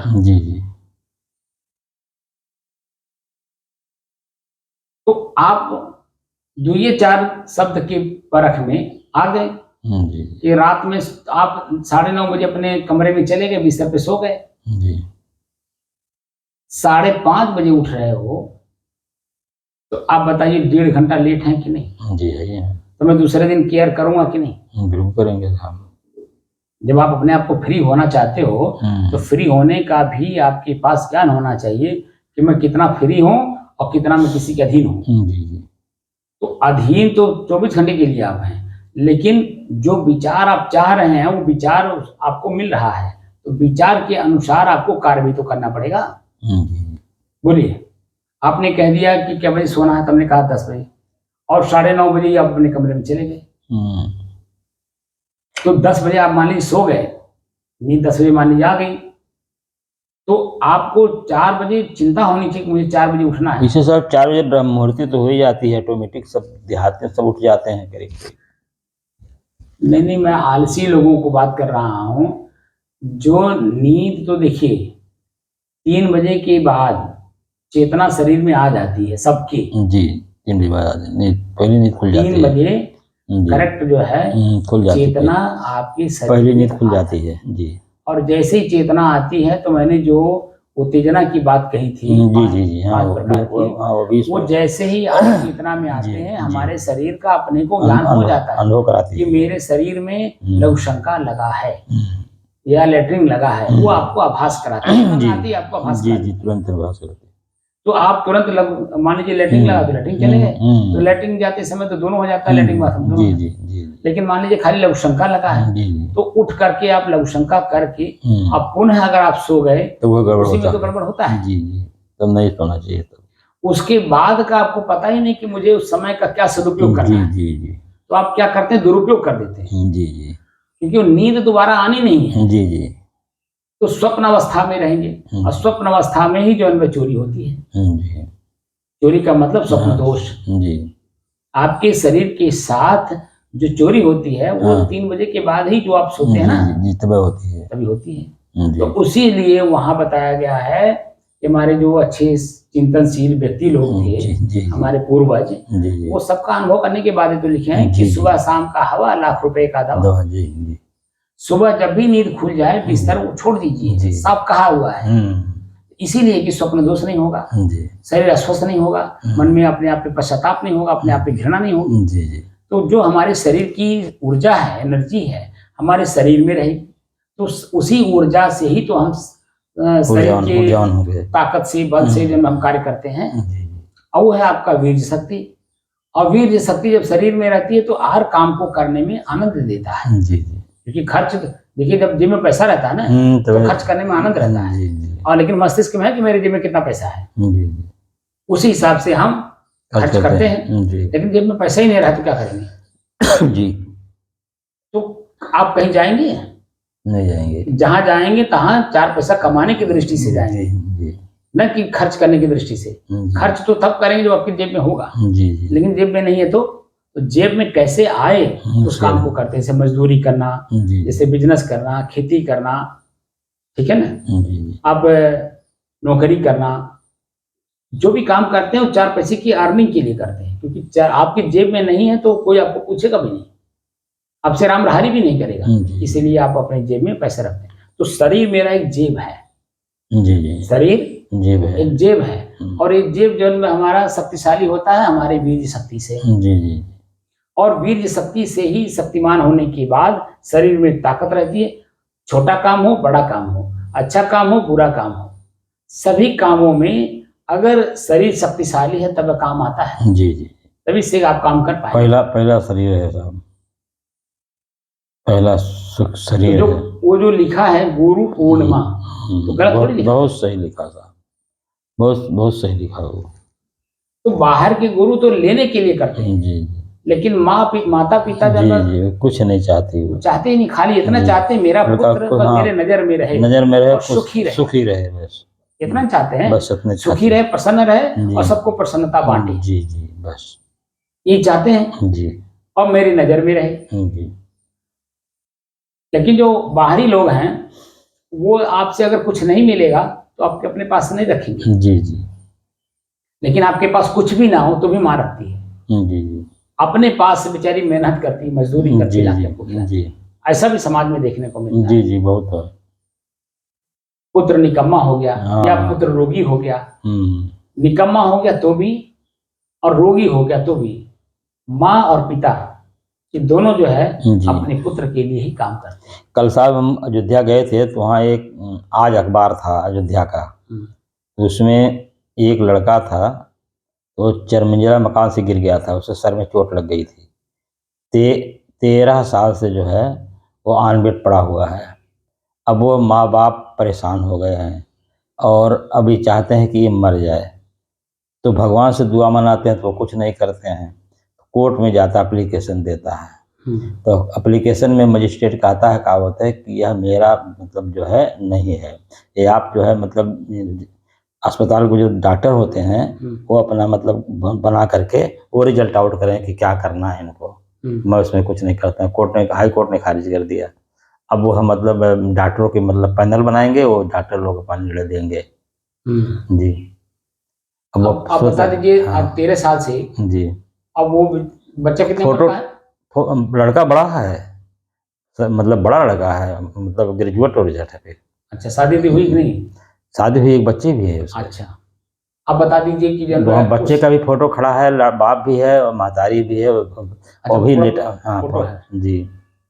फिर हमारे साले ले गए अखबारवा, नहीं तो रखना चाहते थे लेकिन उसी नकली उनके बैग में था, चला गया उनके पास में। अच्छा, कोई बात नहीं, तो उससे वही मतलब नहीं है। जी बशर्ते है कि 13 साल से माता पिता सेवा कर रहे हैं साहब, सेवा कर रहे हैं। अब बाप उसका जो है साहब 28,000 रुपया तनख्वाह पाता है, 27,000 रुपये पर एक नर्स रख दिया था उसकी सेवा करने के लिए। बताइए 1,000 रुपये में बेचारा अपना परिवार चला रहा था कैसे, कि लड़का मेरा ठीक हो जाए। नहीं, अगर वो अकेला होता जी तब तो ये जो कोर्ट में गया वो नहीं जाता, जी वो आजीवन जैसे जब तक रहता तब तक करता। जी। लेकिन उसके साथ दो जो और जुड़े हैं, जी उसकी पत्नी, उसकी बच्ची, जी अब वो उसका दुख देख करके इसको मरने की बात करते हैं। जी जब ये नजर में नहीं रहेगा जी तो जो 27,000 रुपया मैं नर्स के लिए दे रहा हूँ वो 27,000 बचेगा कि नहीं बचेगा? जी तो इन बच्चों का हाँ, अब उनको मतलब यही हो गया कि वे ठीक नहीं, सब डॉक्टर बताए ठीक नहीं होगा, वही जी बात कह रहे हैं। तो आश्वस्त कर दिए हैं। इसीलिए तो मनमानी काम नहीं करना चाहिए। जी इसी काम को करिए, पहले तो विशेषज्ञों के सानिध्य में सीख लीजिए, जी तब उस काम को करिए। जैसे आजकल के बच्चे क्या कर रहे हैं,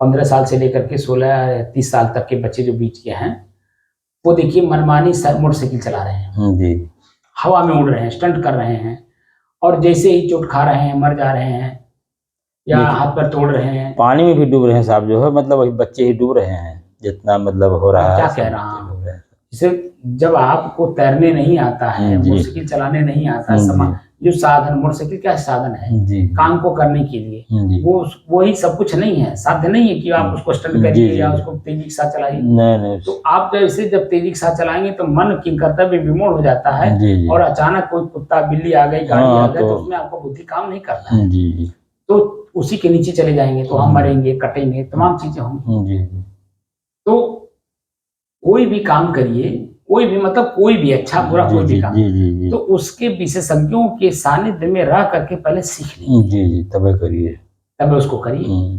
तो उसमें क्या कि आपकी चेतना बनी रहेगी, सावधानी रहेगी, सतर्कता रहेगी, अपने आप को बचाने का क्षमता रहेगा, अपने आप को देखेंगे, अपने आप को जानेंगे, समझेंगे, और शरीर को भी समझेंगे, परिवार को समझेंगे, सबको समझेंगे। जी तब काम करना है कि नहीं करना है ये आपके अंदर अंतिम निर्णय। जी देखिए, कोई भी ट्रेनर ट्रेनिंग देने के बाद आपको लास्ट में दे देता है, करना है कि नहीं करना है, ये आपका निर्णय है, आपका निर्णय है, हम तो बता मेरा निर्णय नहीं है। मैंने तो बता दिया कि अच्छा बुरा क्या है। जी तो गुरु माने ट्रेनर, जी हम भी जो है आपको जो शिक्षा दे रहे हैं वो ट्रेनिंग दे रहे हैं, जी हम ट्रेनर हैं आपके। जी जी जी बिल्कुल सही साहब, आपको अच्छे और बुरे का ज्ञान करा रहा हूँ। जैसे पसीना हो रहा है, बुराई है जी, पसीना में ताप लग रहा है, आंच लग रहा है, गर्मी लग रही है, ठीक है, और सुगंध दुर्गंध भी लग रहा है, दम घुट रहा है, लेकिन ये सब आपसे अलग हैं, ये आप नहीं हो। और लगातार अभ्यास कराने से मैंने आपको दिखा भी दिया, आपने देख भी लिया, तब तो लगातार कर रहे हैं। अगर आपने उसको सही ढंग से ना देखा होता, जो मैं बताना चाह रहा हूँ, वो दिखाई ना दिया होता तो आप करते ही नहीं, बिल्कुल नहीं करते सर, छोड़ के चल देते।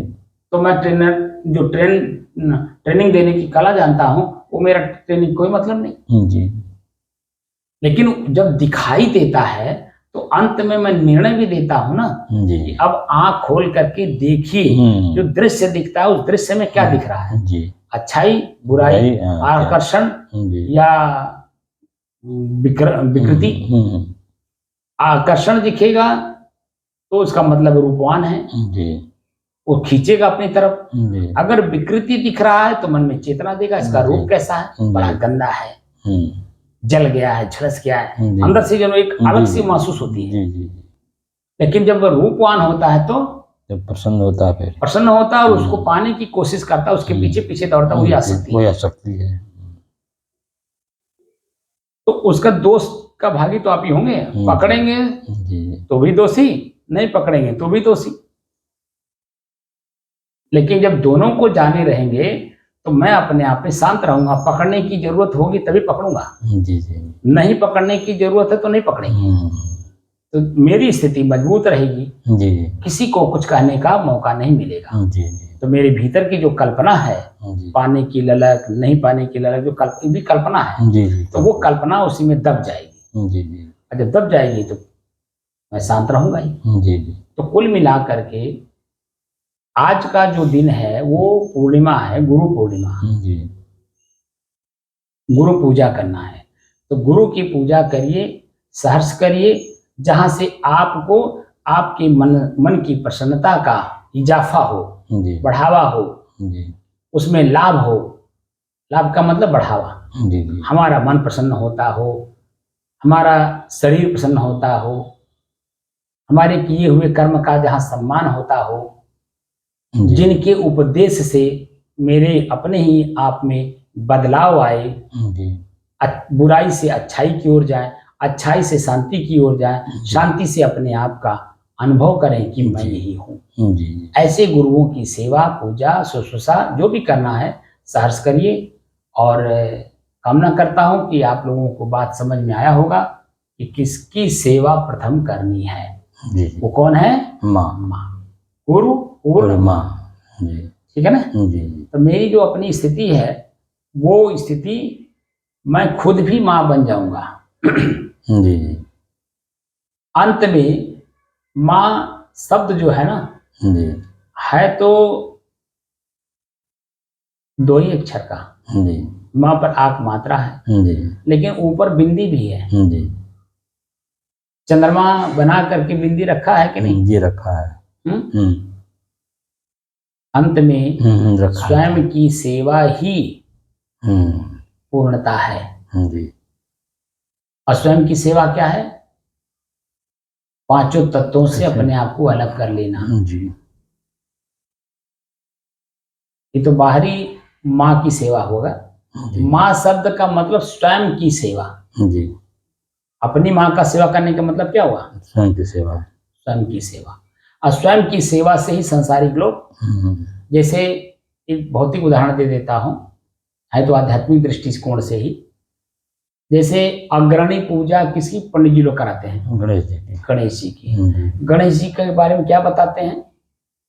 कहते हैं बुद्धि के प्रचंड है, मतलब ज्ञाता है। बुद्धि नहीं, बुद्धि तो है, बुद्धि तो बुद्धि से ही तो उन्होंने किया।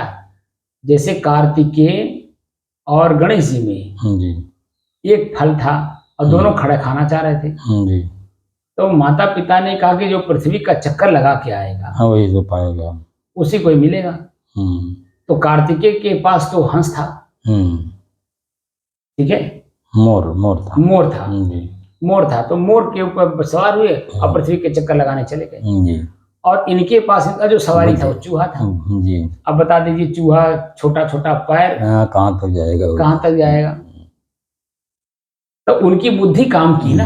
बुद्धिमान का मतलब उनकी बुद्धि काम की कि माता पिता से बढ़कर के संसार में कौन है? संसार से बस उन्हीं का 7 चक्कर लगाया और 7 चक्कर लगा करके फल लेकर के बैठ गए। और जब कार्तिकेय जन पूरे सृष्टि का करके आए तो महीनों दिन लग गया और यहाँ फल लेकर के बैठे हैं। तो कार्तिकेय को लगा कि ये तो पृथ्वी का चक्कर कैसे लगा सकता है, कि किसी के पास तो इसका जो साधन है चूहा है, चूहा चल ही नहीं सकता, ज्यादा दौड़ ही नहीं सकता है। तब वहीं पर विवाद बढ़ा। हम्म, और वो विवाद कहाँ तक गया, किसके पास तक गया, और उसका निर्णय क्या आया कि भाई माता पिता से बढ़कर के संसार में कोई नहीं है। संसार माता ही पिता है। संसार माता पिता ही है, जी पृथ्वी ही माता है। जी जी ठीक है ना। जी। जो माता अपने माता पिता का सेवा कर लिया, जी, वो संसार का। सारे संसार का सेवा कर। जी जी, तो कितनी बड़ी उदाहरण हुआ। बहुत बहुत बड़ी है। और माता पिता की सेवा करने की बुद्धि आई कहाँ से?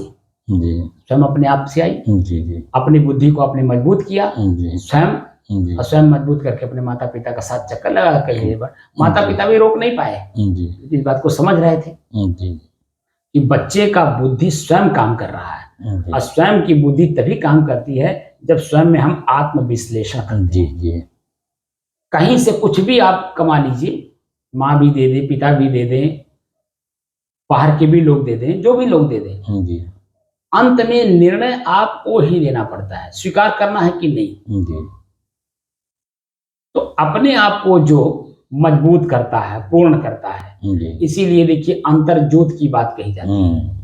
अंतर्ज्योत। बाहर के गुरु महात्मा बुद्ध हुए, कणाद हुए, जैमिनी हुए, हम्म। हमारे अनेकों ऋषि संत महात्मा हुए, जी। और सभी लोगों ने एक ही बात कहा कि अपने अंदर की सोई हुई शक्ति को जगाओ। जी सभी लोगों ने बाहर से यही शिक्षा दिया कि जी। भीतर में ही सब कुछ है। आप जगह किसको रहे हो, जी महत्व किसको दे रहे हो। जी जिसको महत्व दोगे वही तो महत्वपूर्ण बनेगा, जी और जिसको महत्व ही नहीं दोगे महत्वपूर्ण कैसे बनेगा। जी जी तो स्वयं को ही पूर्ण करना है, अंतर ज्योति। जी महात्मा बुद्ध क्या कहते हैं, अपदीपो भव, स्वयं का प्रकाश स्वयं बनो। जी और हमारे कबीर साहब यही बात कहते हैं, अंतर ज्योति, अंतर में ज्योति है यानी प्रकाश है, जी उस प्रकाश में तुम अपना काम करो। जी तो अंदर के प्रकाश में जब हम काम करें, जैसे बाहर में जब सूर्य उदय हो जाता है तो देखिए हर चीज जहां जैसा है वो दिखाई देता है। जी। ना भूत है, ना प्रेत है, ना पिशाच है, ना चुड़ैल है, कहीं कुछ दिखता है? कुछ नहीं, साफ साफ होता है। लेकिन जैसे अंधेरा होता है तो क्योंकि कोई चीज स्पष्ट है, दिखता नहीं है, स्पष्ट हो जाता है। इसीलिए हम कल्पना तरह तरह के करते हैं कि जी। भूत है, प्रेत है, चुड़ैल है, ये है, वो है, तमाम। जी लेकिन पूरा उजाला है, तो जो वस्तु जहां है जैसे है उस रूप में दिख रहा है नहीं, जी तो कहीं कोई भ्रम होता है? कुछ नहीं। दिन में किसी को भी भ्रम नहीं होता है, जी लेकिन धुंधुलके में सबको होता है। बस उधर अब पूरा अंधकार हो तो भी नहीं होगा। जी। इसको कहते हैं कि हाथ पसारे नहीं दिख रहा है, हाँ, तभी अंधकार कुछ इतना है, नहीं होगा। इतना अंधकार है कि हाथ पसारे नहीं दिख रहा है, तो वहां भ्रम होगा? नहीं होगा। भ्रम वहां होता है जो दिख तो रहा लेकिन स्पष्ट नहीं। स्पष्ट नहीं। तो स्पष्ट कर लीजिए। जी। क्या करना है? टॉर्च जला लीजिए। जी, टॉर्च जला लीजिए। पहले लालटेन था, हम्म।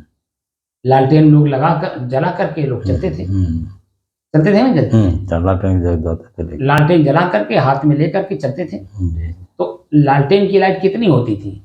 लाल लाल होती थी, जी। पूरा स्पष्ट नहीं रहता था, जी। लेकिन जहां जितना दिखता था उतना तो स्पष्ट रहता था, जी। दूर तक तो नहीं दिख पाता था। पहले दो प्रकार का तेल होता था सर, एक सफेद तेल, एक लाल तेल।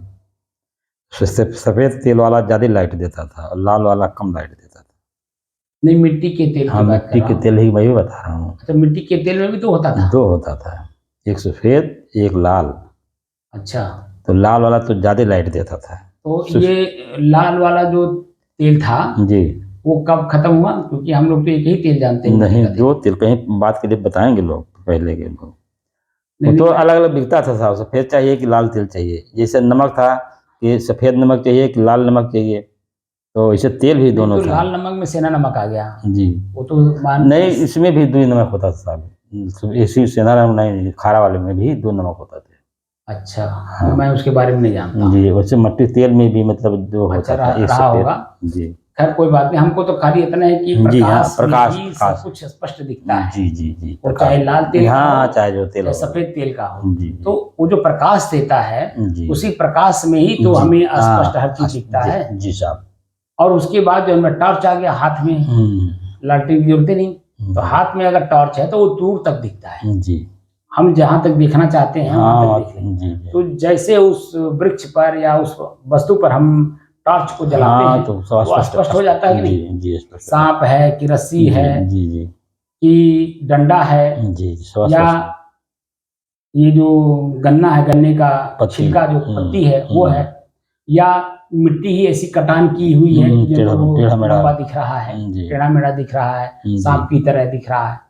तो अगर हम ज्ञानवान हैं तो तुरंत ज्ञान कर लेंगे, अगर वो उसमें जीव होगा तो चलेगा, पक्का है कि वो खड़ा नहीं रहेगा। जी जी खड़ा तो तब होता है जब अपने ऊपर आफत देखता है जी या मस्ती लेता, तब खड़ा होता है। वो भी खड़ा होगा तो जन वो ऊपर से झूमेगा,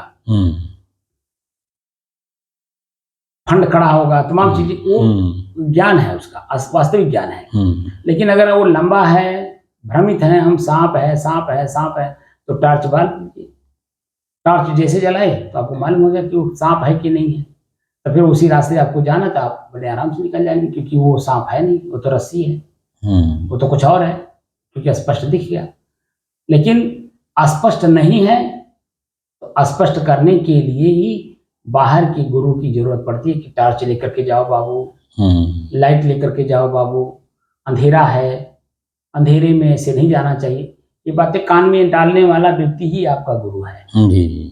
जो भाई भी हो सकता है, बहन भी हो सकती है, माँ भी हो सकती है, माँ भी हो सकती है, पिता भी हो सकते हैं, या गांव गढ़ी के कोई लोग हो सकते हैं। चेतनावान व्यक्ति कोई भी अगर आपको कहता बाबू अंधकार में ऐसे नहीं जाना चाहिए, इसका मतलब है वो आपका गुरु है। इसका मतलब है वो जानता है कि अंधकार में जाने से कुछ भी हो सकता है।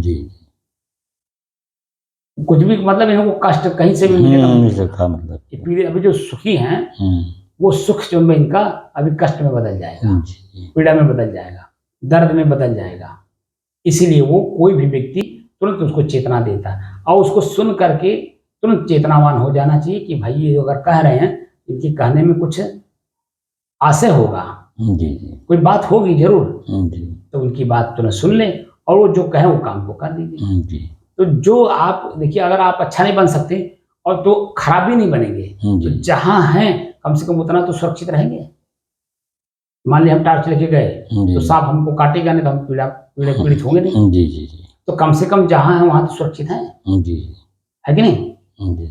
अगर अमृत पी करके हम सुखी नहीं हुए, तो हम जहर लेकर के जो कष्टित भी तो नहीं होंगे। तो जहां पर हम हैं ना अमृत की जरूरत है ना जहर की जरूरत है, तो हम जहां पर हैं उतने पर हम सुरक्षित हैं कि नहीं? तो अपनी सुरक्षा का दायित्व ही हमें सिखाने वाले ही हमारे गुरु हैं, जो मैं स्वयं सुरक्षित अपने आप में हूं। अब कुल मिला करके पूर्ण स्वयं आप हैं, और अपनी पूर्णता का हमें अनुभव नहीं है, इसलिए हम दूसरे की पूर्णता को लेकर के अपने को पूर्णवान बनना चाहते हैं। तो देने वाला तो दे ही रहा है, लेकिन आप उसको ले नहीं रहे, इसलिए पूर्ण नहीं बन पा रहे। बात समझ? इसीलिए संस्कृत का वाक्य है, पूर्ण पूर्ण पूर्ण पूर्ण सब पूर्ण है, लेकिन अंतिम पूर्ण वह स्वयं आपके पूर्णता के कारण सब पूर्णता दिखाई दे रहा है। ठीक है ना? सारी पूर्णता आपकी पूर्णता के कारण ही पूर्णता दिख रहा है। आप अधूरे हैं तो अधूरा दिख रहा है, आप कष्टित हैं तो कष्ट दिखाई दे रहा है, आप सुखी हैं तो सुख दिखाई दे रहा है, और आप अपने आप पे शांत हैं तो सभी लोग शांत दिख रहे हैं। इसी पे एक उदाहरण आ गया याद, बीरबल और बादशाह की कहानी में।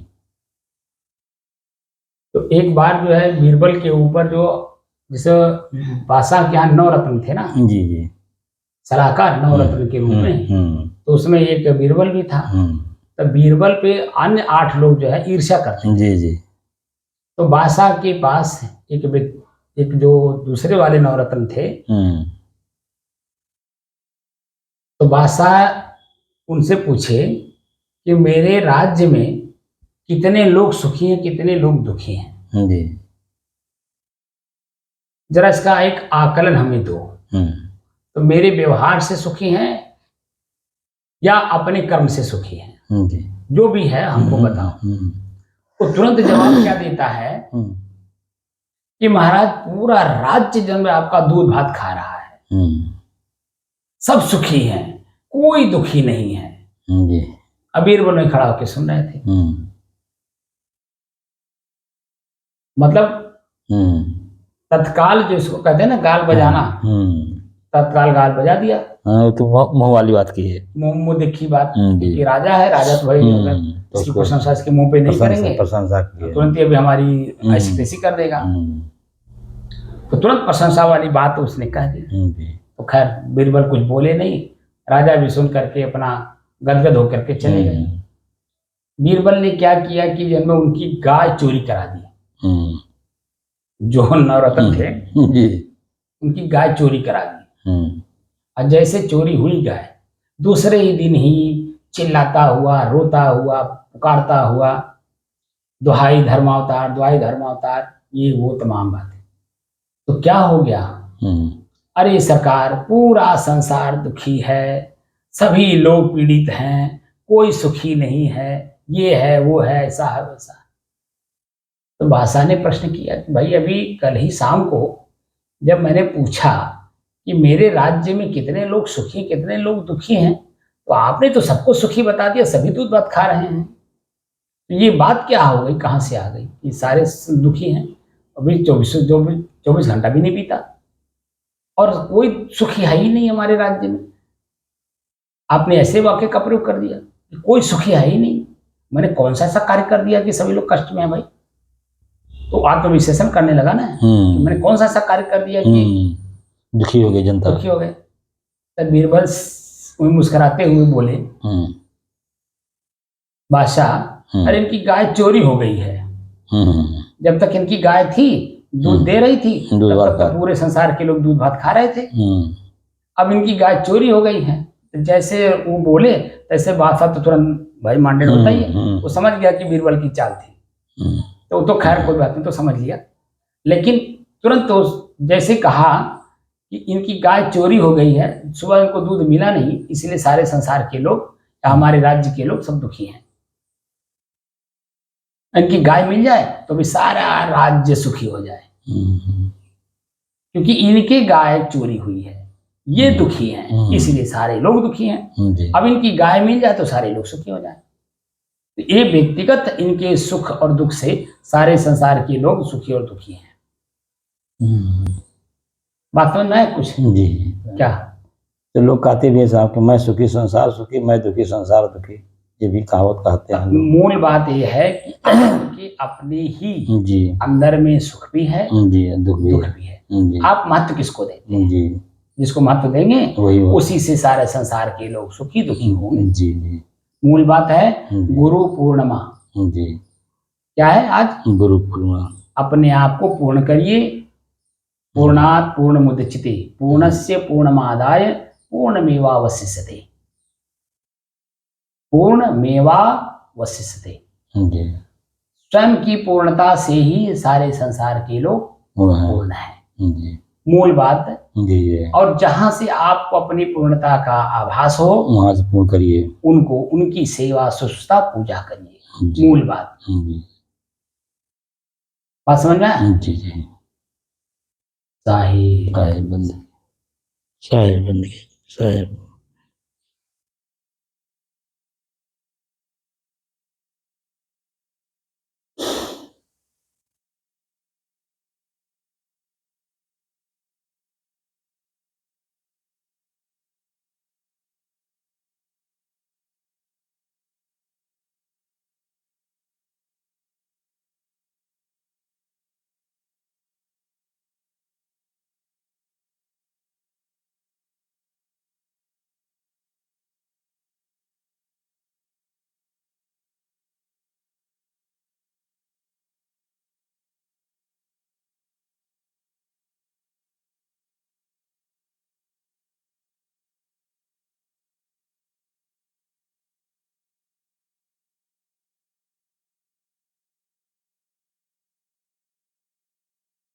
बंद कर दीजिए।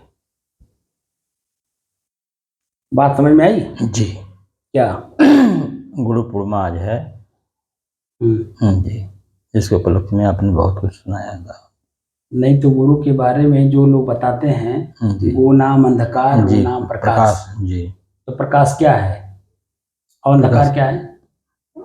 बुराई जो है मतलब ये अंधकार है, जो हमें कष्ट महसूस कराए, जिस कार्य से मैं पश्चाताप में जाऊं, पीड़ा महसूस करूं, दुख महसूस करूं, जी वो अंधकार वह क्या है? अंधकार अंधकार है। जी और जिससे सुख पैदा पैदा हो अच्छा लगे मतलब हुआ जो जी जिस कार्य से जिस कार्य से जी मैं स्वयं अपने आप में संतुष्ट रहूं, तृप्त रहूं, जी शांत रहूं, जी मन प्रसन्नचित हो, प्रफुल्लित हो, जी बल्कि उस कार्य को करने की इच्छा अन्य करें। लोगों को जी, कराने के लिए इच्छा। प्रेरणा जागता हो, जी जी वही मेरा प्रकाश है। जी तो गुरु क्या देता है? प्रकाश ज्ञान देता है, जी जिससे आपके भीतर की जो सुप्त सो गई जी चेतना है, जगह उस जागे चेतना को जागे जगाने का काम जो करता है, वो गुरु है कि इस काम को करने से फायदा आपके है। जीवन में दुख आएगा, इसको ना करो, इसके असर इस काम को करने से सुख आएगा, इस जी। काम को करो। जी वो जो प्रेरणा देने वाला है जी वही जो है जी गुरु है। जी आपके अंदर की सोई हुई शक्ति शक्ति को को जगह जगाए। जी